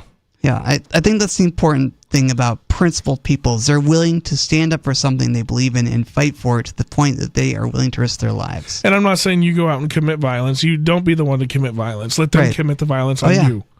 And I hate to say this because, oh man, why am I not out there doing these same things, right? And maybe me saying this is going to. This is why you're here in New public Hampshire, is dude. going to make me to go do it because now This is why you and I are in New Hampshire. We're going to start doing activism now I have together. to back it up. Yeah, I let's have to start get doing out there. activism together, man. We're here in New Hampshire. We can start doing activism together. But I want to do activism. Let's go do activism. Yeah. It's either put up or shut up, man. Yeah, So dude. if we're not willing this to is die why for you're it, here. what are we Put doing? up or shut up. This is why we're here, man. Let's do this. Yeah, I agree. Definitely principle is worth something, and it's not really principle if if you're willing to bend because you're scared of this or that. Well, they're starting to they're putting people to a point, especially with young men, that if I don't have a wife and kids, then yeah, you can kill me for this. And that's just, but that happens when there's a bunch of disaffected young males. I mean, it happened in France, it happened in Rome. That's what happens, right? If they don't have these milestones that they're reaching, that they feel like they should be reaching, then they will just die for the first pretty thing that comes. And right now, that first pretty thing is communism. That's what it's this socialist woke ideology agenda that's grasped the young people so hard, and they're willing to die for it right now. That's why we're having these No King protests. That's why they're attacking these ICE raids. Like they've bought into the socialist ideology completely to the point where they're willing to die, and they might win because of that fact. Unfortunately, you might be right, and unfortunately, people who value liberty were small in numbers. People who value statism are large in numbers, and they just want to keep fighting over control of the state until it kills everybody. No, it's not that they're small in numbers. Everybody values liberty. It's who's willing to die for said liberty. It's these things our founding fathers talked about. This. Yeah. Everybody supports the idea of liberty. Nobody wants to die for liberty, right? It's just the same thing we were talking about. You're unwilling to put in the hard work for yourself, inside yourself, to fix these problems, right? Well, the hardest person to fix is yourself, because everybody wants to go to heaven. Nobody wants to go now. Yeah. Well, yourself is the only person you can fix. Nobody can fix anyone else. True. And that's what I was saying about the addicts, dude. You can't force an addict. You cannot fix that person. You can only fix yourself. And I guess how you react to that guy living in front of your house. But I just know if my wife and children who are innocent, because children are innocent in all of this, and that's something that's have to go through those things. That's not fair to them, right? Mm-hmm. Right, because that kid didn't ask to. Right, he didn't ask to be born, and he definitely didn't ask to watch this guy pleasure himself in front of his house on the sidewalk when he's trying to walk to school. Right, because. But where do you put him? Sarah just ignored that question. I noticed, because you don't have an answer. There is no right answer. There isn't one. Yeah. I haven't heard anybody give a good answer on what to do for the guy, other than let him die in the gutter. You let him do what he wants as long as he's not bothering anyone. And if the guy he's bothering is you, then it's kind of on you to do something about it. True. But then I'm scared, right? I'm not willing to get arrested for doing that, right? So there I am talking, but I'm not willing to go out there and put myself on the line because this mafia would arrest me for handling it in the way I saw fit. There are plenty of activists here in New Hampshire that have been willing to get arrested, and they have gotten arrested. So, I think about Derek J. I don't know if you're familiar with Derek J's victimless crime spree. I see the poster every time I go upstairs to go to the bathroom. You should watch that. We're going to watch that movie together, dude. You're going to, all right. We're watching that movie because it's a dang good movie. Like, what are you doing tomorrow? You have I guess you don't have a TV over there, do you? No, I don't have a TV. Yeah, you don't need one. No, I listen to everything. So I don't know, dude. Maybe we could link tomorrow morning and do it. Yeah, let's do it, man. We're gonna watch Derek J's victimless crime spree. Well, what was it that made you think about that? Angela's bringing up people willing to fight for their beliefs, and Derek J came to New Hampshire because he saw people in Keene, New Hampshire doing this very thing, and so he said, this is calling to me. I want to do this, and so he did. Mm-hmm. And he got arrested for his beliefs. Ian Freeman, the founder of the show, got arrested for selling Bitcoin, which is in line with his beliefs of having a currency outside the government that people could do business with. Mm-hmm. See, yes, and that's why. Exactly. He put it all up, and they did arrest him. But that's what they do. That's what the British did. They arrested you. They arrested everybody who signed. And we claim to be the best country on earth. We are not the best country on earth, but we could be. Yeah, what was it? Out of the signers of the Declaration of Independence, like 22 of them, out of the 22, didn't half of them die? A bunch of them got their houses burned down to the ground. They all lost their fortunes. They were poorer before the war than when they started it. A lot of these people lost everything. It was ripped away from them by the thugs, by the gang, by the thieves, these lunatics, killers. Oh yeah, yeah, absolutely. Goons, tyrants, despots. The crown, man, the crown. And I do agree, there are no kings in this land. But I mean, there's no kings for me, period. I bow to no man that walks this earth. I hear you, man. I'm definitely in the same boat. I don't like bowing and scraping to authority. I think it's evil. I think it's gross. I think it's gross to genuflex in front of people and say, "Oh, Please, master, tell me what to do. Tell my neighbor what to do. They obviously can't think for themselves and stay safe from a pandemic or whatever the devil we're throwing at them. I gotta control my neighbor because I'm so afraid they're gonna make the wrong choice. We gotta stop thinking this way. Yeah. Well, and I also, that's what what kind of Stu touched on, like, I'll bow to a man that I respect, but that's out of respect for his wisdom and what. Yes, you know and what he's I not mean? going That's to force me to do it. Yes, it's not out of an appeal to authority. I'll bow to him because I respect, and that's a totally different thing. You know what I mean? And I wouldn't bow to him. I wouldn't bow to him, but I would take his. I would allow him words. to tell me what to do. Yeah. Oh, I wouldn't even allow him to tell me what to do, but I would. And certainly not on every aspect of my life either. I would weigh his input much more heavily. Yeah. Right. And that's not him telling me what to do. That's me. Oh, I trust his input. So I'm going to take that into higher account in my decision making. I'm not just going to follow the order. I would allow somebody as a rule maker that I could see had. Like the Philosopher King? Yes. But how do you guarantee that? But the only so that only works if I get to leave if he changes his mind and becomes, a despot. Yeah, if he becomes corrupted, then I need a way out. But they always become corrupted. Generally speaking, it does seem to go that way. Well, because absolute power So corrupts I wonder, absolutely. I wonder if a guy, for example, was only able to tell a very small group of people what they could do, right? The tribes. Therefore limiting his power. Tribes and families. Nomadic. So we're saying the natives literally had it right. I wonder if that also limits the amount of corruption. Because if you're only in charge of your tribe, that's the extent of your power that you can wield, and probably correlates to the amount of corruption that Yeah, but you could always sell out your people. There's always that option, no matter how big the group is. Also, family dynamics can be really cruel at times too. And then also with the smaller group, the chief knew all those people, and so like Donald Trump will sell me out because he doesn't know me. Yeah, he has no incentive to care about me at all. If it were a chief that did know me, I like to think that it might be a little more difficult. And a chief that you could look into the eyes and say, "Hey, buddy, this is, you know me. Why did you do this? You've hurt me to a point that I can't recover." Mm-hmm. But that also means I can come after you, chief, if you could cross a line. Mm-hmm. Which is, or you can leave. Which is what the founding fathers put into their papers, that if the government comes to a point where it's so despotic, it's the duty of the people to replace it and make it better. Yeah, alter it or abolish it. Alter or abolish. Right. So to me, it seems like the best method of abolition would be to leave and join another tribe.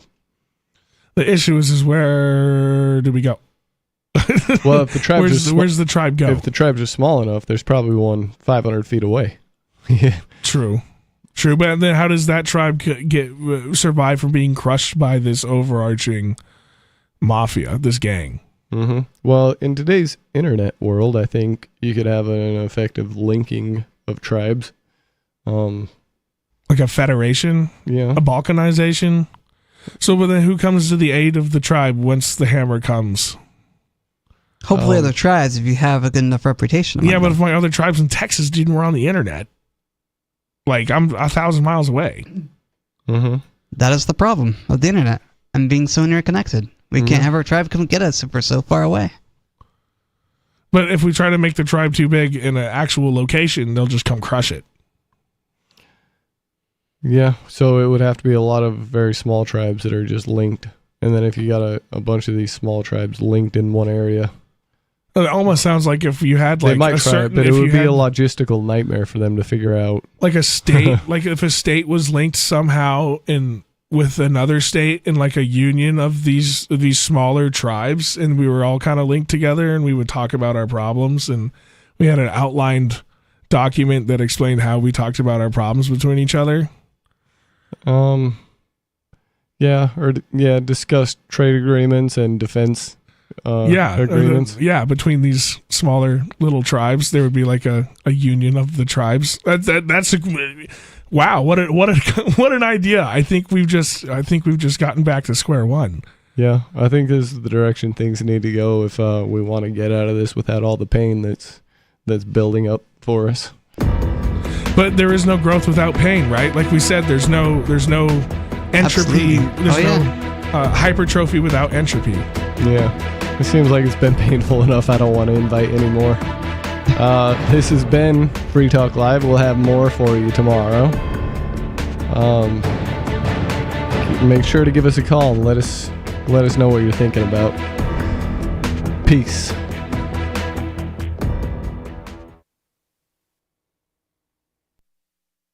This hour of Free Talk Live is brought to you by Dash Digital Cash. Dash is the cryptocurrency designed to be used for spending. Rising fees have made Bitcoin useless for purchases, but Dash continues to have fees less than 1 cent per transaction, and its features ensure Dash is undefeated as the most useful cryptocurrency in the marketplace. From a technical standpoint, Dash transactions are irreversible, and its network is protected from 51% attacks by their Chainlocks technology. There's no need to wait for a confirmation before considering a Dash transaction complete, so it's great for merchants. Dash is one of the oldest cryptocurrencies and is widely available on exchanges, including the decentralized Maya protocol, and in multi-crypto wallets. It's easy